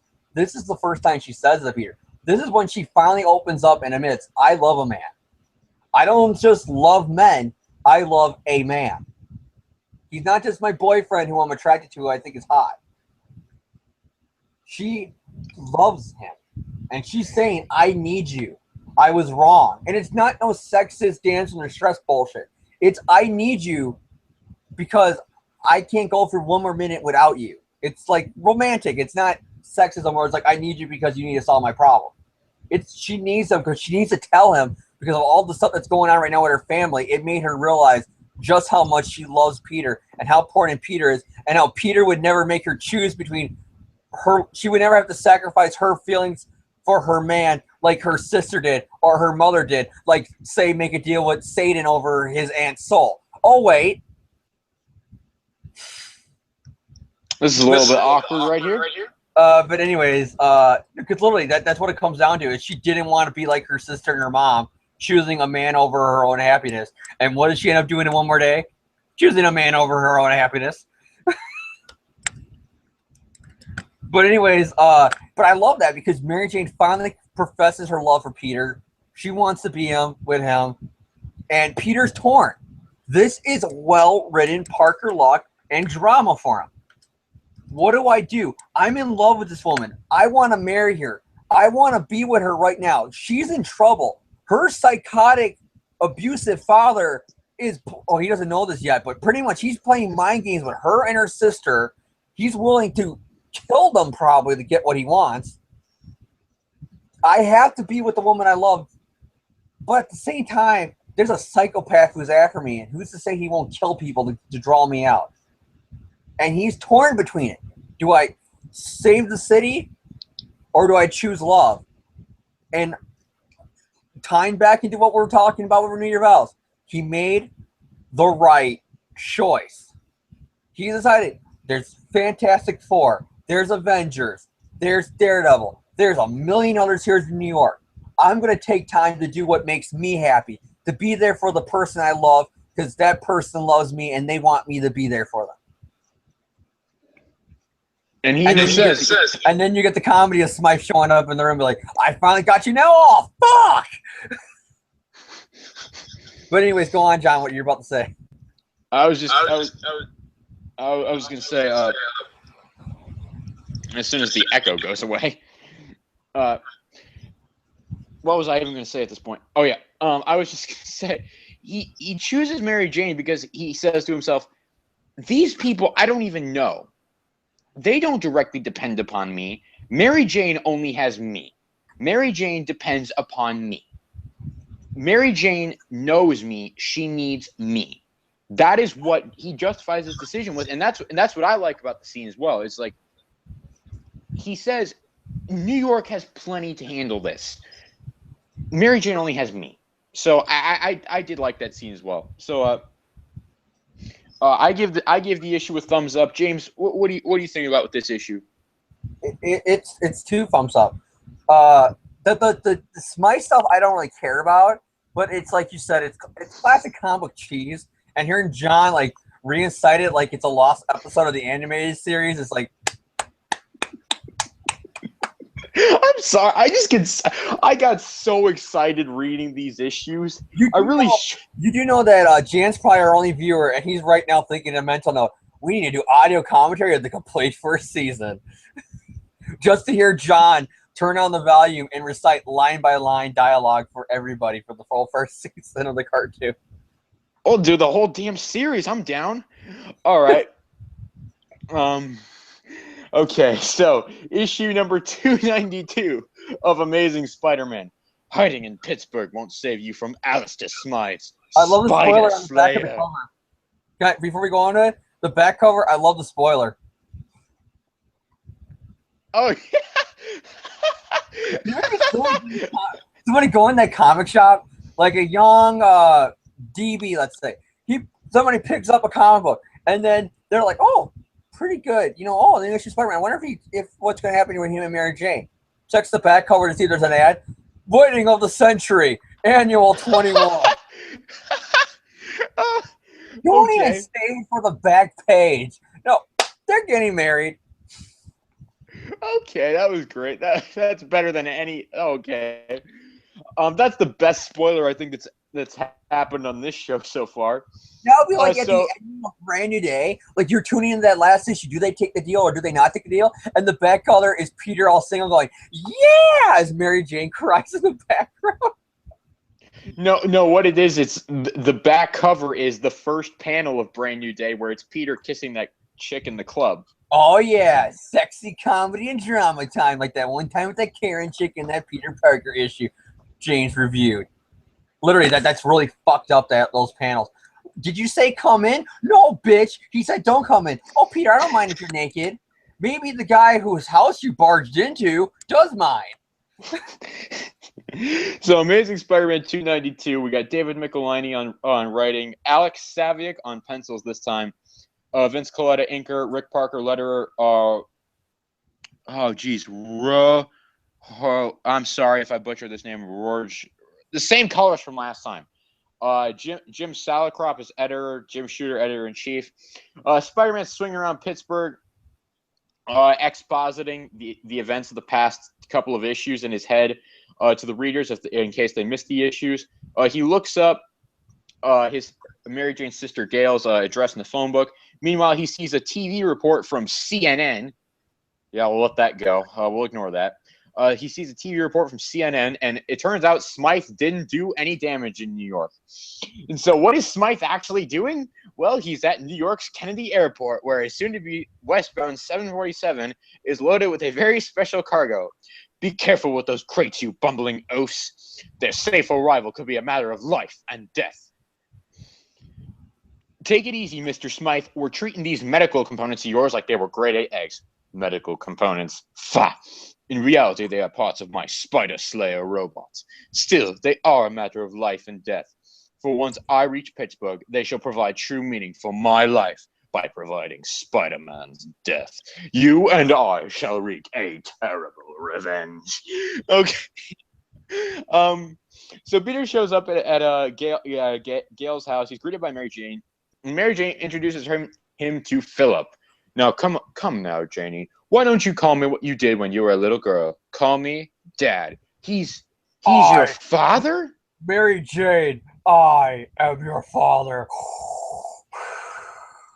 You're not my father. I am your father, Peter. Okay. Sorry, Andrew Garfield Gamble Scott. As men anywhere, that first time you meet your girlfriend's father is always intimidating. That's always scary. Okay, I'm going to say this right now. If you are a man out there and you meet your girlfriend's father for the first time, I'm going to say this right now. You're doing something wrong if you're not intimidated. If you do not feel the slightest bit of nerves, you are doing something wrong. Everybody who knows me, obviously, I'm a Green Bay Packer fan. My girlfriend and my high school girlfriend, her and her whole family were all Bear fans. So I came over, first time I met them, Super Bowl Sunday when they were playing the Colts, and I was a Packer fan. Ooh. I was literally on enemy lines, so Peter, I can relate to you, kindred spirits. I know how it is to be with a family where you're worried, oh my God, is this guy going to shoot me in the face any second? Okay, so Mary Jane and Peter storm out of the house, and they go for a drive. They go to Point State Park, where, once again, these freaking rivers, Allegheny and Monongahela, whatever, that's not even freaking English. Yeah, it's not, Native American, John. I've just offended some people. I'm sorry. This is what happens at 1:57 in the morning. We should have renamed all your shit. Oh God! So I just realized something. I just made a joke about some unsensitive person, and now all of CBR is going to call us unsensitive to Native Americans, even though I am like 1/4 Native American. Yeah, please. We are not Donald Trump. We actually have a heart. Yeah, I just said that. Mary Jane exposits the whole thing of Philip's continued failures made him bitter. His academic standing eroded, so he started using his literary contacts to make a living another way, by stealing rare manuscripts. So she basically exposits, he told Gail to steal some manuscripts. She got caught. She got thrown in jail, and now he wants Mary Jane to get the manuscript for him. And so Peter says, Mary Jane, you can't make the sacrifice. It sounds noble on the surface, but it can be wrong. It can be bad if done for the wrong reasons.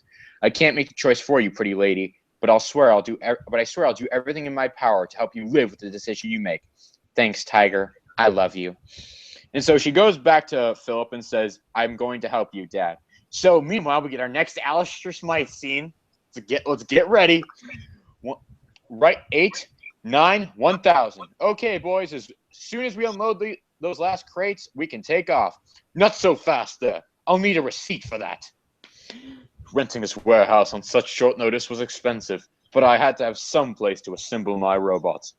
Once that's done, the rest should be easy, thanks to that trace chemical I sprayed on Spider-Man's costume in New York.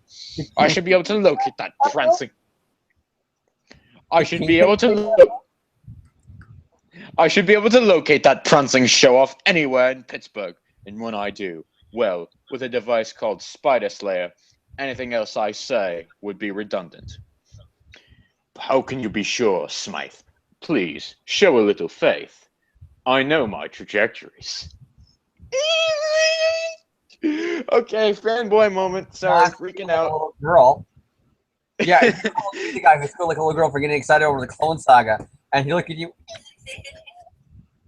That was you. I'm having so much fun right now. Now you know Okay, how I felt last week, John. I'm having so much fun. Okay, so Peter and Mary Jane talk to Gail behind the glass walls. I don't know. Has anyone ever been to a prison? Is this really how you talk to prisoners behind some, like, I'm assuming that's bulletproof glass or whatever? Yeah. Uh, Have you seen the movie, Sean? well, I don't know what shit's different in movies than it is in real life. Don't you see Haven't you? like that investigation Discovery Channel where they'll be like doing like 2020s and murder mysteries, and like the convicted killer, they're talking to him behind those things. I don't know, but so Mary Jane and Gail get into an argument, and Peter finally convinces Gail to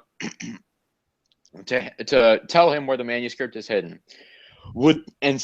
Elsewhere, would that my dear father were alive to see me today. I don't know how that sentence got past editorial, because that doesn't make a lick of sense. For years he tried to defeat Spider-Man with his own spider slayers, but now I, Alistair Alfonso Smythe, shall succeed. My robot is complete, and its sensors have detected the trace chemical a short distance across town. There's no longer any need to put off the inevitable. Boom. And so Peter and Mary Jane find the manuscript in an old sensory deprivation tank in a basement lab at DeQuain University. So they find it there, and all of a sudden Peter's spider sense goes off, and Smythe, is that you? It's Smythe, all right, but what has he done to himself? All right. And so Peter changes into Spider-Man while MJ tries to run away. He fights Smythe in the confined space, but he eventually manages to lure him out into the city. He takes him across the Liberty Bridge, but Smythe eventually gets the upper hand by wrapping some coils around Spider-Man and plunging him into the river. But Mary Jane, seeing what's happening, drives a car right into one of the Spider Slayer's legs, which distracts Smythe long enough for Peter to get himself free. He goes up onto land where he and Smythe duke it out a little. It's a suburban area, which is not what Peter was wanting. Peter actually crossed the bridge because he was trying to lead Smythe away from a residential area, only to lead him to one. He didn't really know the layout of Pittsburgh, so he just thought, hey, maybe a bridge will lead me to somewhere deserted. Not really the best plan, but obviously he doesn't know Pittsburgh like he knows New York.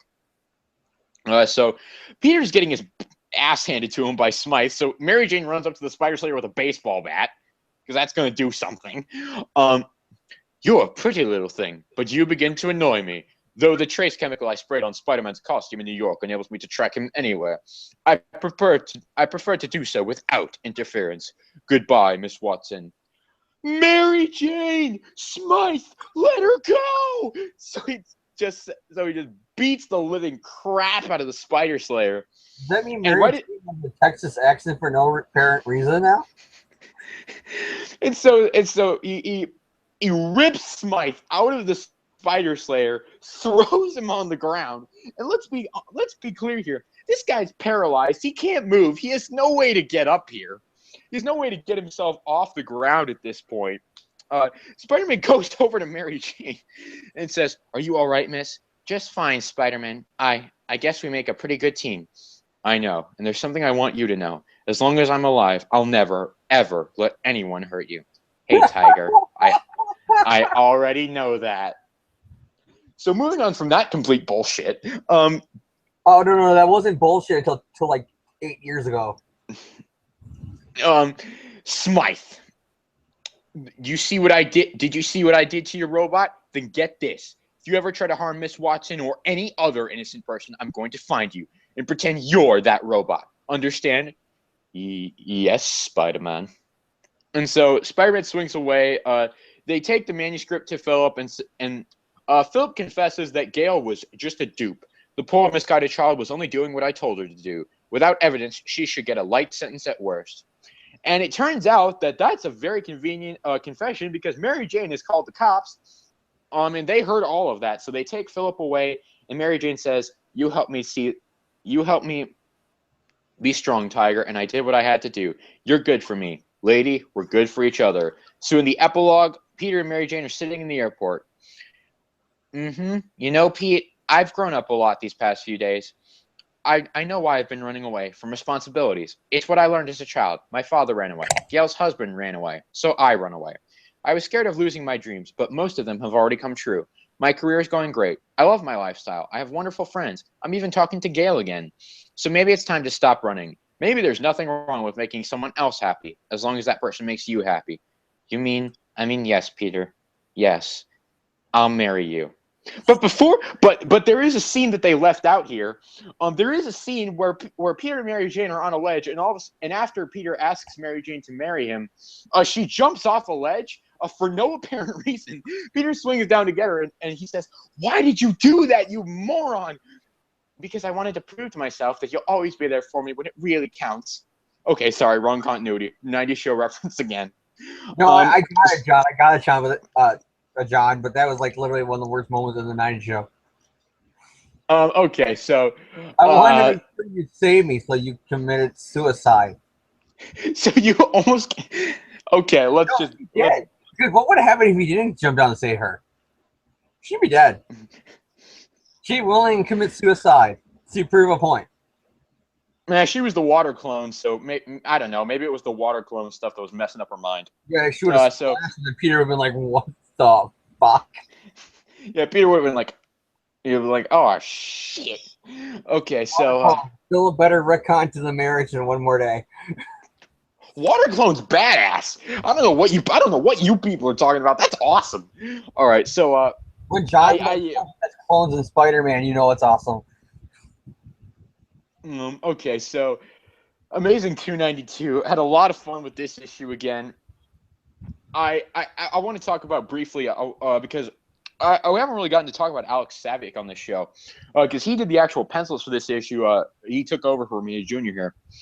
Alex Savick is actually one of my favorite Spider-Man artists. I really like his style. I find it to be very appealing visually, very fluid, a very solid style. It's a bit cartoony, but I tend to use the word cartoony mostly in a negative sense when I often use it. I use it in a very positive sense here because here it looks good. Nobody really looks too unrealistic, but they still look obviously fantastic enough to, not be in the real world. It fits the style and tone of the story. It's really solid work, obviously, by Savick and the entire art team. I'm not very articulate when it comes to technicalities of art because I'm not, it's just not my forte. But I really like Alex Savick's style. We haven't really gotten to talk about him because he hasn't really done any of the issues that we've discussed on this show so far. So I want to get that out. I really like a lot of the Mary Jane character development. She gets more character development in this issue than she had in her previous, in her entire time in the entire Spider-Man history. She does just so well in this issue. You really see her grow up. And she even admits it herself in the last few panels. She's really grown up. She's understanding why she's taken the action she has over her life. She's realizing who she is, what she wants. And it's really good. The Peter and MJ chemistry there, we've covered that with the past two issues and with Renew Your Vows. So it's just all really solid stuff. I really enjoy it once again. And once again, Alistair Alfonso Smythe for the win. Thank you, Maxwell Caulfield, for providing me with the voice for this issue. So I give it a thumbs up, really solid, and I give it an extra thumbs up because of that awesome spoiler that I didn't even realize. I never even thought about that until James pointed it out. So, James, what do you think? Will you marry this issue, James? I already did, Tiger. This is a good issue. I have, just like John, I have this comic. In fact, I have this and 21. It's just they're way the hell downstairs in a box. And I don't feel like pulling them out right now. But you did see 290 a few weeks ago when we did, I think, the Hobgoblin era. I pulled one out for whatever reason. But it's really, I love the art like you did. I think the inkers and the colors the same from Ramita because it has a similar style, but it's clearly a different artist. I'm comparing the credit box right now. Coloring wise, the coloring and the inking looks the same as Ramita issues. Yeah, it's looking like the same. It's just the differences between them are actually kind of subtle. They have pretty similar art styles. It's just I think Alex Saviuk is a bit more, I don't know, I guess He's a bit more fluid. A bit more comic booky, where Ramita Jr. is clearly going towards that more like theatrical, realistic look that he goes to now. And yes, to answer your question, James, the inker and colorist are actually the same between the two issues and the two artists. Well, it's because it looks similar, but yet it's clearly a different art style. Absolutely. It blends together well to the point that if you didn't know anybody, you would think it was the same guy. But when you know it's two different guys, you could definitely tell it's the difference. I like the comic. I hate the first splash page though, because they're really trying to hit you over the head with the fact that he's in a different city. It's like, that's not Shea Stadium. That's the football stadium where the Steelers and Pirates play. That ain't the Yankees and Giants Stadium. That's where the Steelers and Pirates play. That ain't Empire State Building. That's a building in Pittsburgh. You know what I mean? Though they're like really trying to hit you right. It's a different city. We built this city. Peter, I love that. The art's good, like I said before. The Peter and MJ moments again are what makes these issues. Smythe. I love Mary Jane moments, like the whole fact that Peter comes over to the house and she just runs into his arms, like she finally has somebody who's on her side. And the dad moment, like I made the Darth Vader joke, but it really is played off that way because the guy's a creep. And it's pretty much Peter firsthand seeing her family. Because a great way. It's like, meet your father-in-law, Peter. And it's a great way of, it's not just Mary Jane telling them backstories. Oh, my parents were divorced. Oh, my sister got a divorce. Oh, my dad was abusive. He's seen it firsthand. He's seen what kind of family he's marrying into. Now, here's a continuity question. Do we ever see Mary Jane's dad again after this issue? Yes, during the Clone Saga. In fact, there's a reference to her and her dad finally starting to make up and starting to actually move on and having as close to a normal relationship as father dog can have with him being a creep who abused her in jail. Yeah, it's been a long time since I've read the 90s Clone Saga. Again, but he wasn't going to be invited to the Parker family Christmas, that's for sure. Let's just say that. Yeah, it's been quite a long time since I read the 90s Clone Saga. I for various reasons, do not have the complete Clone Saga trades anymore, so I don't have the ability to research that as thoroughly as I would like to. It was pre-Clone Saga, during the Clone Saga, or the Falco run after the Clone Saga, but I do know it was 90s. No, and it wasn't Michelangelo. And it definitely wasn't Michelangelo. I'm starting to refresh on the storyline. Isn't it because Peter's doing the whole I am the spider thing? She decides she needs to go off and fix what's wrong with her life. So it does kind of take... Yeah, it's during the Clone Saga. That's why she leaves off to go to Pittsburgh for those few issues. So it is tied in with the... I think it's tied in early on in the Clone Saga. It's the first arc of the Clone Saga. If I'm right, it's the first arc. Because it's... Or no, it's before the first arc. Because she comes back afterwards to say she's pregnant. So it's before the first arc. I haven't read the Clone Saga in years. Yeah, I'm a fan of the era, so I know that stuff. I'm a fan of the marriage era, and I'm a fan of the Clone Saga, so I know that stuff. But what else you got for 292, James? Like I said, I love the Peter and MJ moments where they're walking and talking, and Peter outright says, and it's a great thing because once again, this ain't the Sam Raimi's jersey. She ain't no damsel in distress. I love this. It's basically MJ getting her Parker luck issue, if you know what I mean. It's her with the guilt. It's her with the dilemma. It's her with the problem. It's her with everything going wrong with her life. The superstar model that supposedly was so perfect that they had to get him away from. What is this issue? She has the personal family problems. She has, the worries. She has something she has to fix. She isn't waiting, for Peter to come and swing by and save her life. This is the issue where you really get a sense that she is the one. She ain't the one more day. She is just the one. I see what you did there, James. She ain't the one moment in time. She is just the one. Oh, trust me, we'll get to one moment in time when I go over Annual 21. We'll get to it. That fucking piece of propaganda that took things out of context. Amazing Spider-Man 638. Yeah, if you want to know how much Marvel hates the marriage, just wait till we actually tell you what actually happened in the annual compared to what fucking Marvel told us in fucking Omit. And I know I'm dropping a lot of F-bombs, but that's how much I hate Omit. I'm not a fan of that story either. Nothing can save Aunt May. He had to take the deal. LOL, it was just needed to do mouth-to-mouth. Basic CPR. All right, James, put out. Yeah. Continue on with how I feel about it. Like I said, I love the fact that it's Mary Jane with her problems. The storyline isn't about Peter and his problem. Well, why me? Why Parker? What? It's Mary Jane and her problems and how she solves it. Like I said, Peter is just there to say, "Hey, I'm here to support you. You need somebody on your corner. Who's better to have in your corner than the guy with the spider powers? But I can't beat up your dad for you." And okay, he does the safer thing because of the Smythe thing, but it's just a consequence where Smythe finds Peter and he goes, "Wait, Mary Jane Watson's here. I thought that she was Spider-Man. She might lead me to Spider-Man." You know, it's not because he's going after her just because she's the girl. He has reasons for going after her. Because for some reason, he in these two issues, around these two annuals, he thinks that Spider-Man's a woman. Or at least yes, in Amazing Spider-Man Annual number 19, he actually convinces himself, and Mary Jane, and he kidnaps Mary Jane because he's convinced that she's Spider-Man, and so she plays along. She's like, "Haha, what a dumbass! I'm gonna get myself out of this without Peter's help." Ultimately, it does take Spider-Man's help.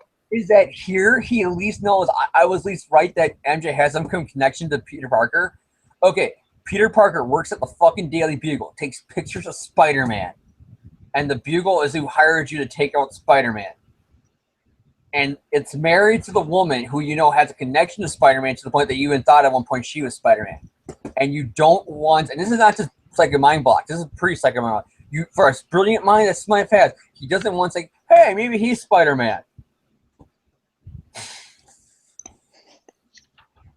But anyway, right. You know, besides for the Smythe parts are Smythe, but the ending is where it gets really good. And that's what the parts where, again, Peter makes the right choice. It's where I can justify all the stuff he's doing in Renew Your Vows.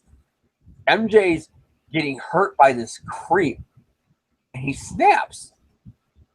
He doesn't kill Smythe, but he basically makes Smythe wishes he killed him, pretty much. He beats him from within an inch of his life, and he screams, "No, Mary Jane!" And I'm not kidding you, he does.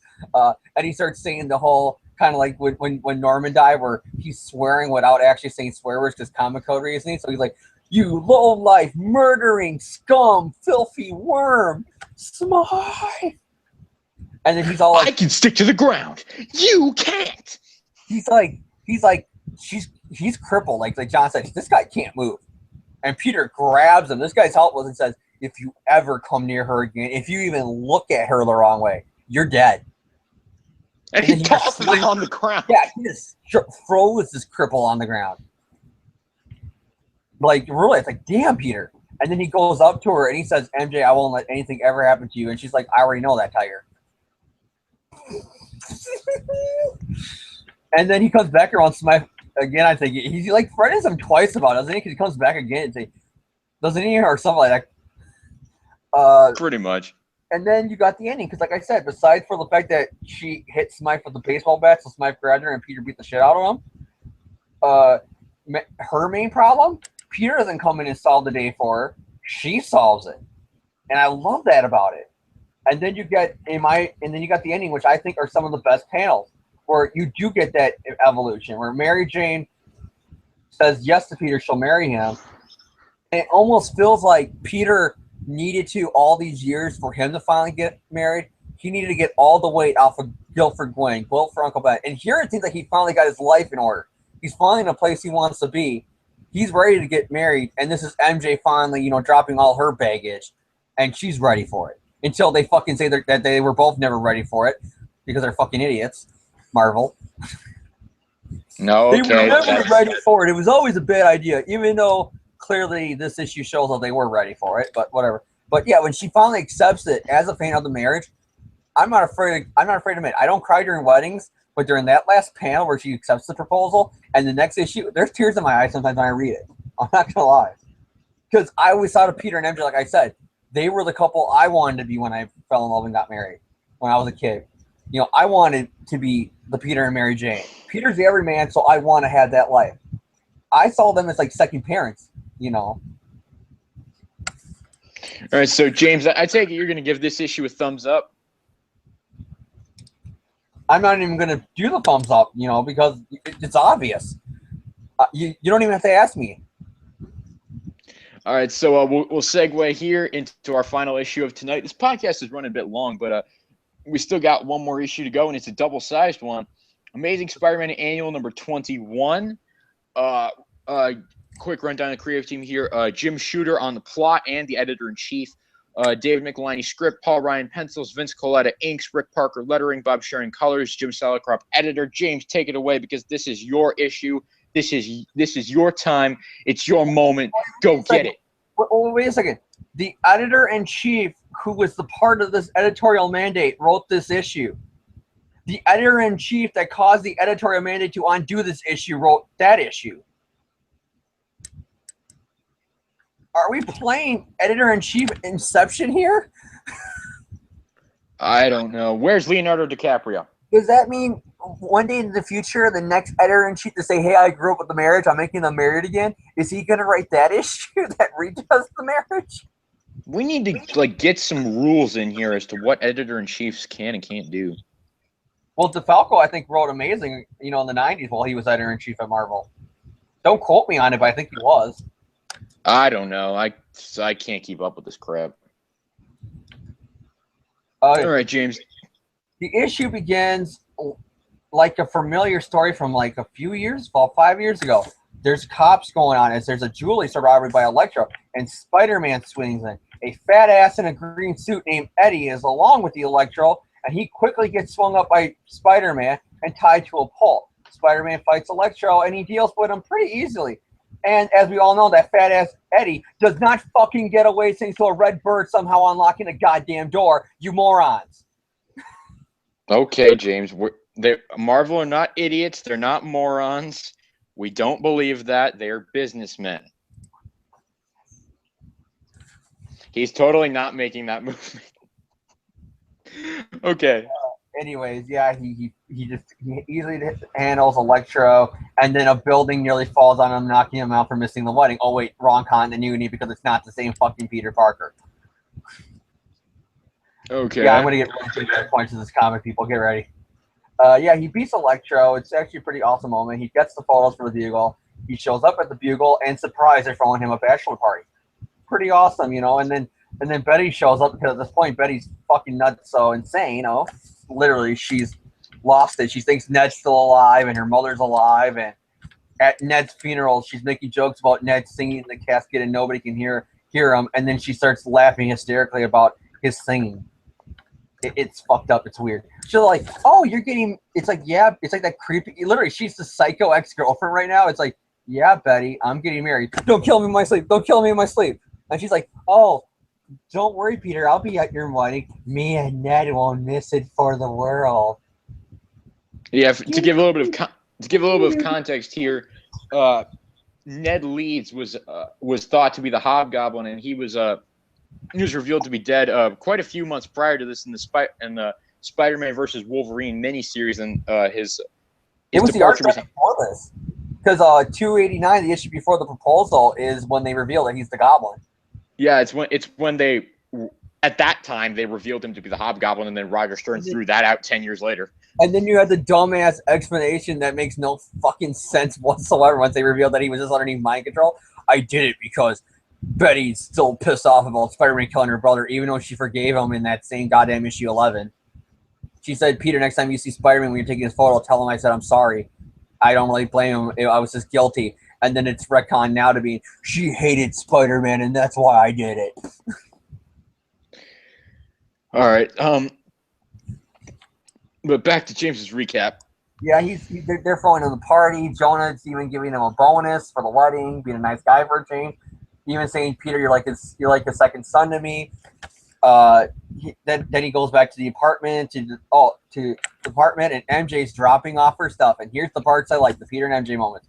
They're all like being, the cutesy couple, oh, I missed you more. You know what I mean? She's all asking him, how does he take the pictures? I like how they actually bring up a legit question. Wait, how does your camera always get the photos at just the right time? And he explains, because my spider tracer on my belt is programmed that whenever I come near the shutter, it takes the photo. But that only works half the time if I'm moving too fast, because the shutter can only go as fast as a shutter can go. I do like how they found a chance to explain it. And it also explains why he doesn't have a lot of money sometimes, because sometimes he might have a great fight, take the photos, he develops them and realizes, fuck, it's just a brick wall, like 20 photos. I also like the scene here where they Peter went out and bought a ring, and so she's like, so you hand it to me when I'm elbow deep in linguine? That's about as romantic as heat rash, Tiger. I love that page. I love that part. And you know what he does? He walks up onto the ceiling and proposes to her upside down. And she says, Peter, you're strange and wonderful. Now, will you please come down? I hate cleaning footprints off the ceiling. Oh, trust me, I'll get to that part, because I actually like that part. And there's actually a complaint that some of the anti-marriage people say about that scene, and I'm going to completely rip them to shreds when I get to there. So this is give me a chance. But my best part about this, when they're having this kind of date night where she's moving in her stuff, and she's all like, and it's the part where she brings up, hey, why do you even keep that ugly red and blue suit when you got the new cool black suit? It's the 80s now, Peter. And he's all like, well, it's, sentimental value. It's Michelini is writing the dialogue here, and I really think he's setting up Venom here. Because he was already setting up Venom before he went over. I think this is another hint that Mary Jane is saying, as a fashion model, why don't you get rid of the old suit? And just stay with the black suit. And Peter's like, no, I keep it for sentimental values. I can't throw it away. It's the only one I have left in my old costume. And what ends up happening? She wants him to get rid of it because of Venom scaring her half to death. Oh, yeah, because we have the advantages of looking back at this era with hindsight. At this point, Venom had already made 2 uncredited cameo appearances in Web of Spider-Man. He'd already made cameos in Web of Spider-Man number 18 and number 24. Those were even accounted for, I think, in one of the issues that we covered tonight. I think it might have been 291 or something. But, yeah, I mean, Venom... I mean, at the time, we didn't know it was Venom who was doing that. He says there's some guy who his spider sense doesn't even go off for, or something like that. But it's a one-off comment. At the time, we didn't know it was Venom, but with hindsight, we can obviously figure it out. Well, now it's kind of hinted as... I think it was actually kind of hinted as it was Venom in that last issue before that, because I think you see it's a black hand that grabs him from the building. So it's black, so it's obviously a black suit. But it could have just been made out, like effectively, it's a shadow or something. You can't tell what it is. Because that could be what they were going for all we know. All right, put it up. Yeah. I also like it how the jersey that Peter has for Empire State University makes no fucking sense for the initials. Because Empire State University initials somehow are EUS, not ESU. Like how I thought it was always. No, it's just like the new Fantastic Four movie where it has Fan-4-tastic. You mean Fan-4-tastic, if you were calling it, or Fan-4-stick. I like that title. It's not a Fantastic Four movie. It's a Fan-4-stick movie. That's why it's nothing like the Fantastic Four, because it's different characters. They're not the Fantastic Four, John. They're the Fan-4-sticks, and I agree with them after seeing that bullshit. But then again, we're not talking about bullshit. We're talking about an actually good comic book that turned into bullshit from editorial mandate 20 years later.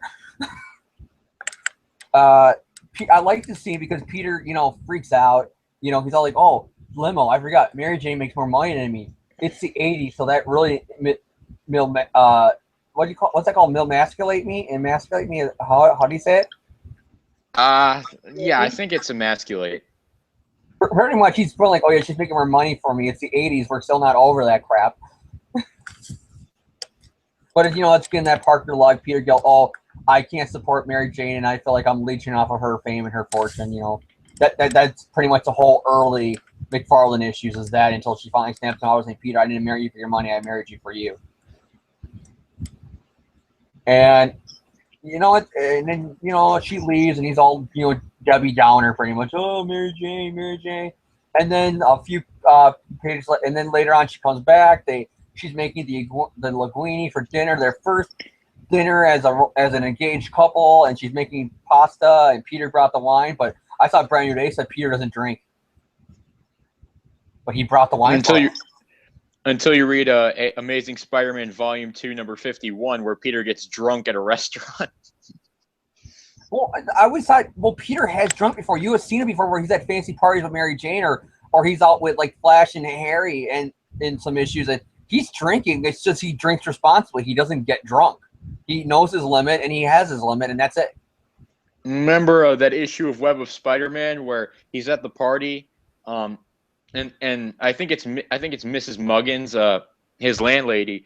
Her husband spikes the punch, and he drinks it, and then he goes out and fights the Hobgoblin drunk. And he still beats him with ease, because Jason Phillips Necadale was a joke. All right. But anyways, yeah, I do like it because it's the class. It's Peter. One of the quips you would hear him saying is super. Peter, did you bring the wine? Yeah, and I also brought the ice. And that's where the scene where John comes up where he pulls out the wedding ring. And then Mary Jane's giving him a hard time. Oh, Peter Parker, that's the most unromantic thing you can do, giving a woman a ring while she's knee-deep in a linguine. And then he's all like, fine, I'll make it romantic. He jumps up on the wall. She's all smiles. He's all smiles. And he proposes to her again. Officially, he gets down on his hands and knees on the ceiling. He gives her the ring, asks her again, and she goes, silly Peter, I'll marry you. Get your feet off the ceiling now. I hate cleaning footprints. And there are anti-marriage fans that claim that this scene made Peter and MJ a sexist relationship where she had to be a stay-at-home wife because she made a comment about cleaning the ceiling. Yeah. Because something? Only married women clean. Not single women, not, independent women who are having their own careers, not men, not, maybe not kids, because kids can be lazy hell. But you know what I mean? Not single men, not married men, just married women clean ceilings.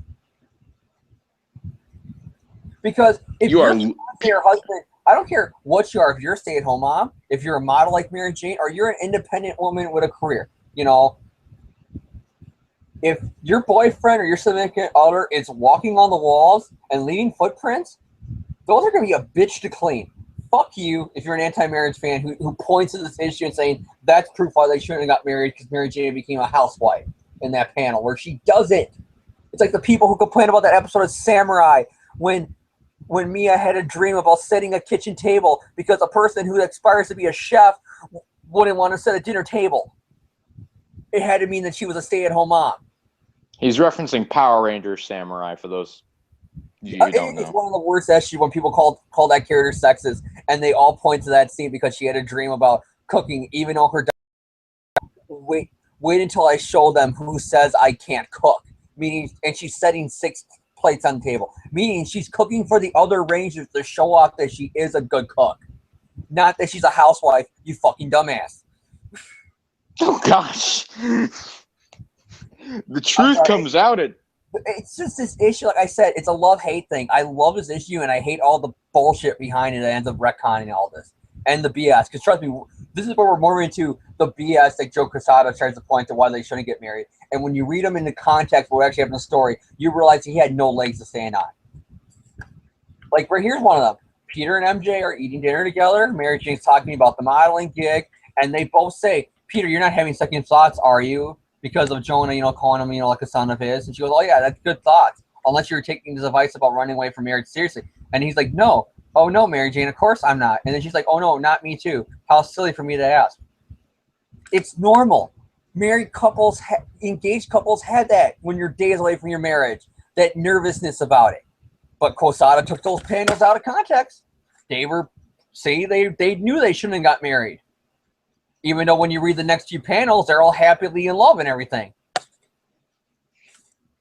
The next panel, he's all worried about marrying her, but not enough to propose her again on the ceiling. They're both having that, stuttering, but she's still worried and missing her about her going on a modeling gig right now.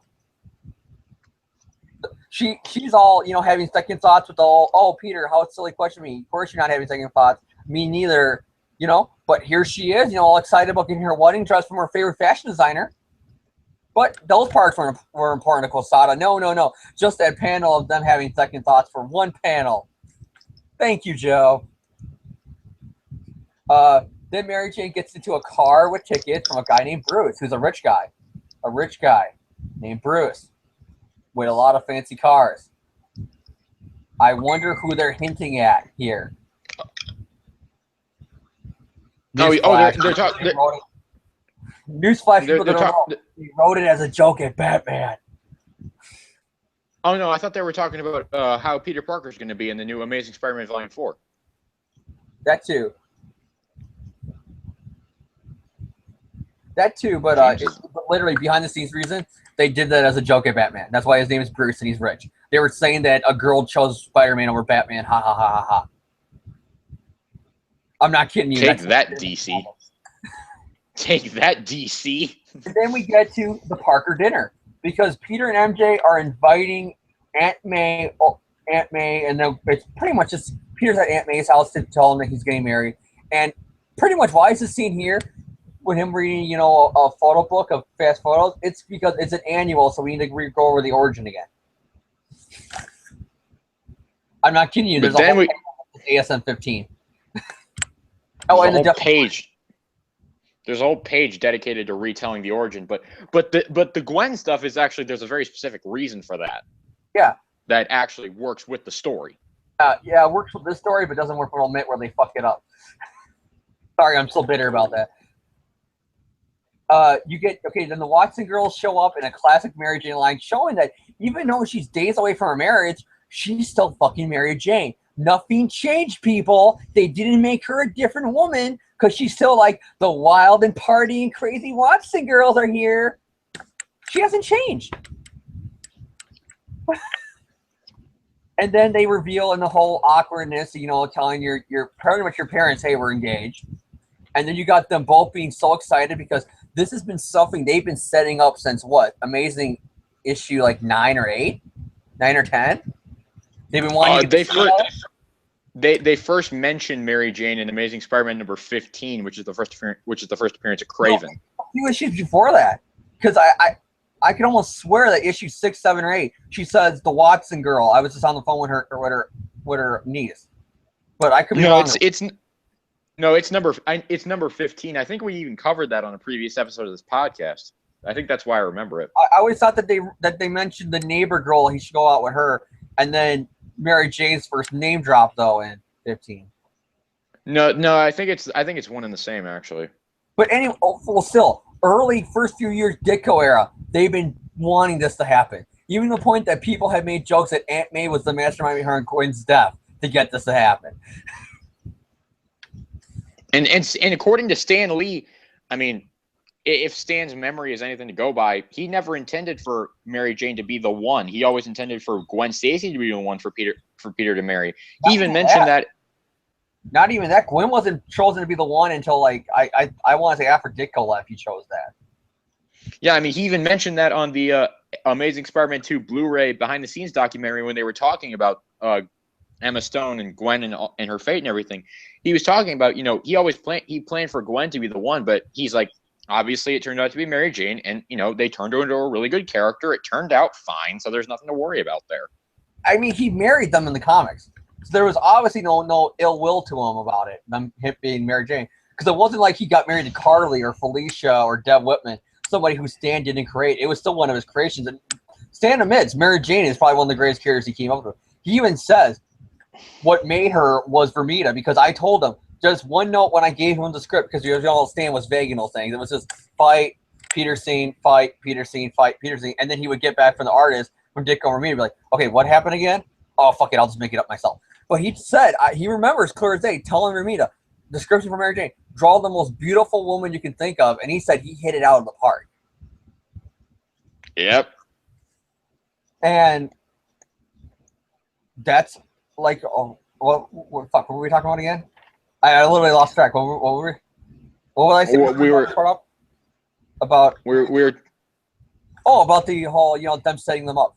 They've been, like John said, the marriage was never the plan. It was never the plan when Stan and Steve got the other day. Oh yeah, an annual 20 years from now in the 80s, we're going to have them get married. That was obviously that was never in the work. She was always meant to be that spoiler wild card. Peter had problems with Betty or Liz. Aunt May brought up Mary Jane. Peter was dreading a date. Mary Jane happened to have a headache. Peter finally has things going good with Gwen, where Gwen's not mad at him no more, and come on, get happy. They're starting to fall in love. Blind date with Mary Jane happens. Face the tiger, you hit the jackpot. She becomes the party girl. She becomes Harry's girlfriend for a while. It's more expanded on that they were an actual legit couple, though, and like, you know, other media like the '90s show and the Raimi movie, where in the comics it was more of just they were dating. Where Harry thought it was more than it was. She was simply just dating him. It was like, okay, I'm dating Harry Norman Osborn, you know, rich guy's son. This is awesome, cool. Where Harry was like planning in his head, you know, he's like that guy after the first day who was already planning the wedding. That's pretty much what I saw Scary dating MJ and Elzera. And, you know, that was never the plan. And just right after killing off Gwen, you know, Jerry Conway started to put the seeds. Annual 21. I mean, I know 21, that's wrong. Amazing Spider-Man 121. You know, when Gwen dies, Mary Jane, she stays. You know, they become a couple they start dating during the Green Goblin and Harry stuff. They become dating. They become in love. Not they all think they say to each other, but they become in love enough for Peter to want to marry her during the later Conway, during the first Clone Saga and the Lynn Swine one, the early Wolfman run. She leaves the book. Stern brings her back as that confidant character for Peter to lean on. DeFalco makes her learn the secret. They get married. It all works perfectly, in my opinion. I mean, you mentioned Tom DeFalco there. I was just thinking, as you were speaking there, something that we haven't covered, and obviously we're not going to cover it tonight, is during this era with Tom DeFalco and working and everything. Tom DeFalco obviously did lead up to the marriage in a very specific way. You know, he was promoting that chemistry between them in his run, and even up to I'm sorry, not in 290, but in 291. Peter even says, you know, we've been more than friends for a long time, Mary Jane. Shut up. It's just, well, he doesn't say shut up, but that was Michelini. Yeah, I mean, I know, but I know Michelini wrote these issues, but I was just referencing, like, in these issues, it's basically Peter referencing Tom DeFalco has been setting us up as more than friends for several years now. I mean, don't even try that crap. And I think it's going back. It's going back to Face the Tiger, the jackpot. I think it's going even past Falco. It's going all the way back to that issue with Face the Tiger. All right. So what happens next, James? Yeah. You know, yeah. They answer the proposal. Peter once again is all worried about Mary Jane. He's all like, "Yeah, Aunt May, I don't know if I'm sure. I don't know if I'm ready." And then Mary Jane says, "Listen, young man, you're a Parker. You love that girl. She loves you. You be married. When the chips are down, it's better for worse. Be the man who your Uncle Ben was. Be the relationship we had. Just make sure that you love her with all your heart, and just make sure that that little bit of love is left over for me." And then he says, "Always, Aunt May, always." Literally, go. Anybody who likes One More Day, read these two panels. She basically says, "Don't choose Mary Jane. I mean, don't choose me over Mary Jane. Love me, but love her more. She is the one. You marry that girl, Peter." And then she leaves again because Bruce shows up, and Peter's like, "What the fuck?" Pretty much, that's pretty much it. And then Peter walks across the wall, not thinking about Mary Jane, and he becomes every guy when his girlfriend is out with another guy. You know, like out when it, especially when who they claim is just a friend or whatever. You see him. It's 9 o'clock. I'm not the jealous type. I'm not gonna go crazy. 10 o'clock. I'm not the jealous type. 11 o'clock. I'm not the jealous type. Midnight. I'm not the jealous type. And literally, he's about to leave when she shows up at like 1 a.m. And then she's all upset because, you know, she has a lot of problems going on right now with Bruce showing up with the tickets. And then she asks Peter, you know, what does he do when he has a problem? And he says, "I go web swinging." So she goes, "Oh, great, Peter, can you take me?" And then she freaks out about it. Like, "Oh, Peter, I didn't think it'd be like this." And then we get one of the great moments that becomes their thing. Them web swinging together. Peter, you had this a lot where Peter in the marriage era, where he would web swing with her, and 9 times out of 10, where did they stop? The Empire State Building. And this is where it begins. And again, they both are having marital problems. They're both having issues where they're worrying about it. But she loves him. She says that, when you're up here, what do you think about? And he says, I think about everything. I especially think about you. She says, I think about you too, Peter. They actually love each other. And then she points out, hey, look, we can see the Brooklyn Bridge from here. Oh, wait, didn't Gwen? Oh, I'm sorry, Gwen died. And then Peter's like, yeah, boner killed. We're going home, MJ. Oh, man, this comic just got rated R. Literally, that's what happened here. It's like, oh, isn't that where your girlfriend died? We're going home. Yeah, that pretty much is what happened. Please. And she says, Peter, aren't we going to go out, tomorrow and pick up our wedding licenses? He says, okay. And again, they're not having second thoughts. Quesada, you fucking dumbass. He thinks about Gwen some more. Whoa, okay. He's not having second thoughts. Quesada's a businessman. He's not a fucking dumbass. Oh, God, I sound like somebody from the crawl space. But anyways, he gets the dress. MJ gets the dress, and she's all excited about it. And then Peter's all like, oh, I got to break out the wedding, so I'm so worried about what happened to Gwen's going to happen to Mary Jane. They pick up the wedding licenses, and then she says, oh, you two had never been married before. And then Mary Jane goes, yes, this is our first marriage, and it's going to last forever. Isn't that right? Yes. And then Peter freaks out at the thought of forever, because as we all know, Peter and MJ's marriage lasting forever.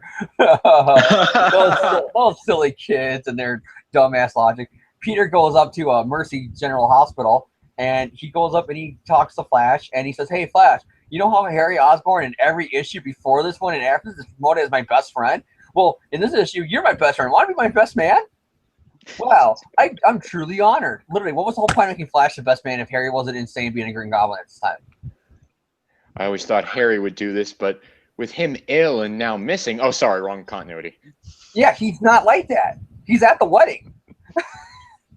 He's at the bachelor party.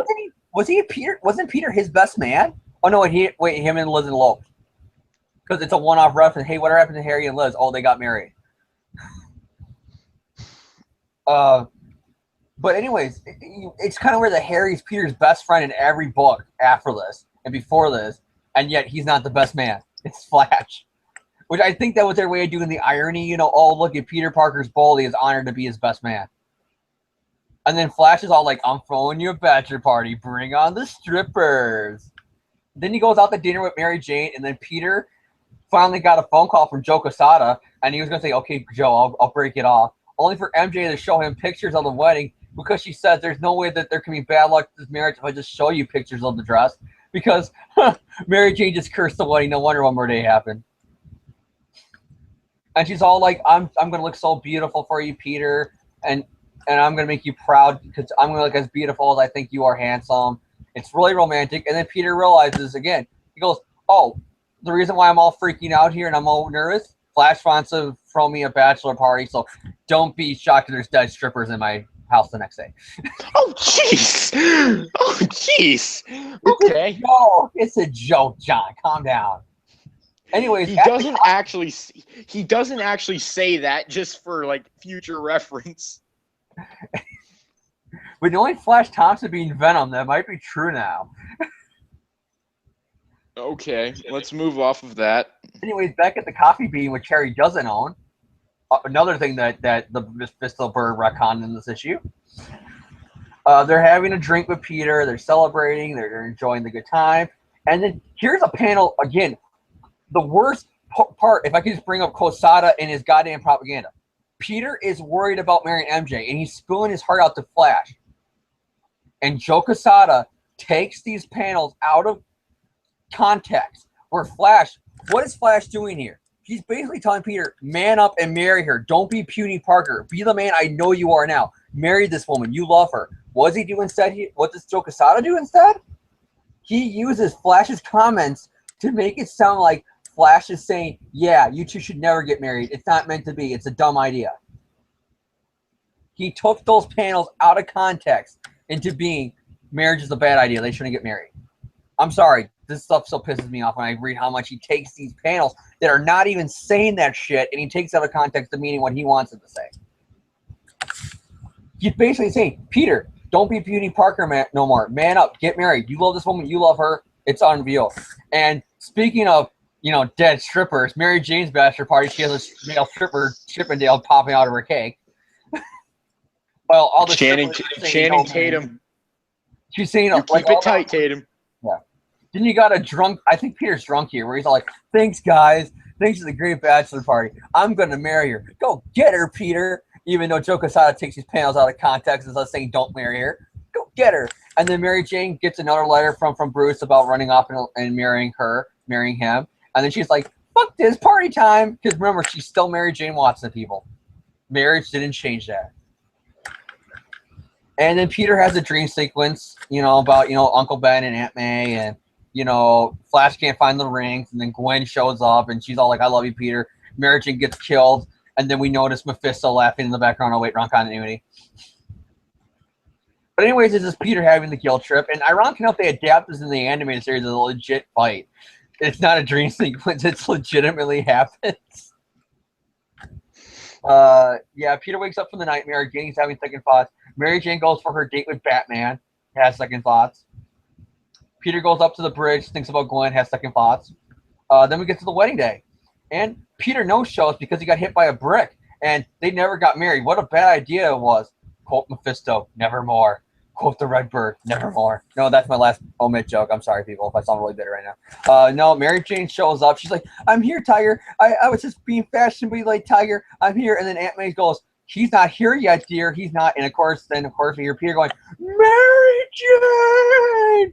As he's running, he's all like, sorry, I'm late. I just couldn't put my shoes on because I was web swinging and wall crawling to get here. And then she goes, well, if that's the case, Peter, you're being fashionably late, and that's the best kind of being late when on a model. Let's get married. And then up in the steps with her uncle, he does the whole, do you take this man to be your lawful husband? And then she says, I will take this man, this very special man, to be the most important thing in my life, because that's exactly what I already realize he already is. And do you, Peter, take this woman, Mary Jane Watson, to be your lawfully wedded wife? She knows better than anyone else what she's getting into, and she still wants to marry me? How could anyone possibly turn down someone like that? I do. Then in the power invested in me by the state of New York and the fact that Joe Fisto doesn't exist in this continuity, I now pronounce you husband and wife. You may now kiss the bride. They kiss, and there's not a tear. There's not a dry tear, as you got random people who are just background. Aunt May's, Mary Jane's designer, Aunt May, Marla, Betty, Peter, Flash, Harry, Liz, they're all there. Joe. Then you get to the reception, and Peter's being, Peter. Oh, Mary Jane, I'm so poor. We can't go on our honeymoon. Oh, why me? Why me? And she's like, oh, Peter, here's our tickets to our honeymoon. What? How did you get those? And then she said, it's a wedding present for my friend Bruce. He wouldn't be going after all, it turns out. And then a few weeks later, it's the epilogue, pretty much promotion for Spectacular Annual that came around the same time, where Peter carries her one-handed down the threshold, and then they're packing up, and Peter's all like, man, it sucks that we're back in New York, Mary Jane, after the adventure we had in the other annual. Man, my Parker luck. Now we're back to the real world. What do we do now? And then she says the best panels in comic book history, and be damned, there's still mean words. I don't care about what retcons I've done. She says we're doing what anybody would do like us in our place. We're going to live happily ever after. Screw you. One more day. That's it. We're done. Mic drop. Pipe bomb. All right, James. So all jokes aside, what do you think of ASM Annual number 21? And I just realized now I sound really bitter, and I apologize right now. It's just that's how much I feel about this. Like I said, I love this issue. I love it. Everything I like about it, from the I do's to the happily ever after to their engagement. Because let's face it, this issue is a long issue, and we go through their engagement, pretty much. We go through them getting their wedding license. We go through them telling their friends and family. We go through the 2 bachelor parties and 1 bachelorette party. We go through the wet feet, eat the cold feet. We go through all that. It's realistic. I love this issue. I love Peter. I love Mary Jane. I love the fact that it's a comic book, so they put that electrified in the first 1 or 2 pages, and it's done with. It's over with. The rest of it is all character development. The rest of it is all character focus. It's all Peter, it's all Mary Jane, and a little bit of like other characters as they relate into Peter and Mary Jane's situation. And it ends all perfectly with the wedding. I give it 2 thumbs up. And we should just do it now in episodes review omit, just so we can point out the contracts of how much they screwed up this issue and the whole marriage era with those retcons they did in that story. 2 thumbs up. I can't say anymore. God, I wish this storyline was still in continuity, because according to them, this is the only one that's not in continuity no more. It's a great issue. Support it. Enough said. I apologize. I'm eating a Pop-Tart here. I also give the annual thumbs up. I really like the art by Paul Ryan. I think he does a really solid job. I think he channels the best of Alex Saviuk and John Romita Jr. combined from the previous issues. I think he does a pretty good job with that.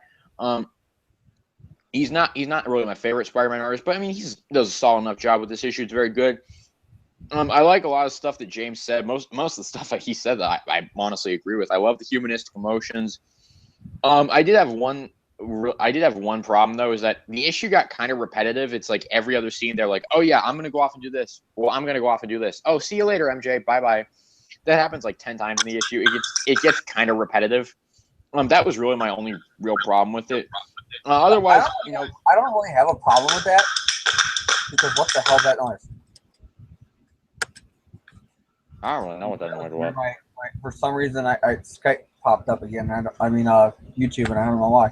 Anyways, I clicked out of it. I don't really mind, that, because it's realistic. They're not having all this time together because he's off being Spider-Man, she's off doing modeling gigs. It's setting up the status quo from here on out until one more day. That's understandable. It did just get a little bit repetitive, though. I could have cut it down a bit, but otherwise, I like the issue. Solid dynamics, very, very, very relatable dilemmas between both of them. I want to repeat that. Very relatable, human, real dilemmas between both of them. I want to repeat that again. Very real dilemmas that people go through. Every marriage. Look about it. It's not like what Omit tried to say 20 years later about this issue, where it's just marriage is a bad idea. Marriage is a bad idea. Don't get married. This point, the reasons why they're feeling cold feet are realistic. She has her modeling career, and she still has that whole party girl image and everything. And she has this other man, this rich guy, Batman, pretty much, legitimate Batman, wanting her. And so she's torn between, her life of the rich and the fortunate and famous and being with Peter, and he's torn between death. She has an old love coming in her life who's still alive, trying to take her away from Peter, and Peter has a dead love that he just can't get over. And it's realistic. If you're getting married to somebody and you had a relationship with a girlfriend, heaven forbid, who died, you're going to feel guilty, because chances are, if she was alive, you would think that you'd be probably married to her by now, if this old woman didn't die.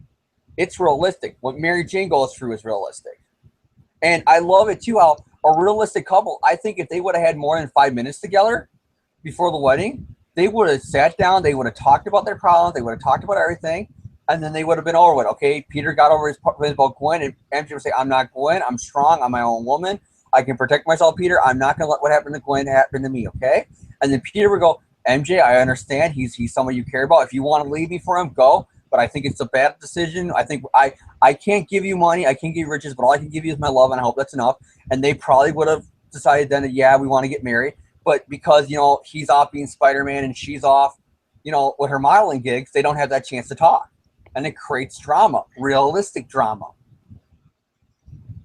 Yeah, and that's probably my biggest positive from the issue, is just that, like James said, the Spider-Man stuff gets done with towards the beginning of the issue. The rest is a Peter Parker and Mary Jane story.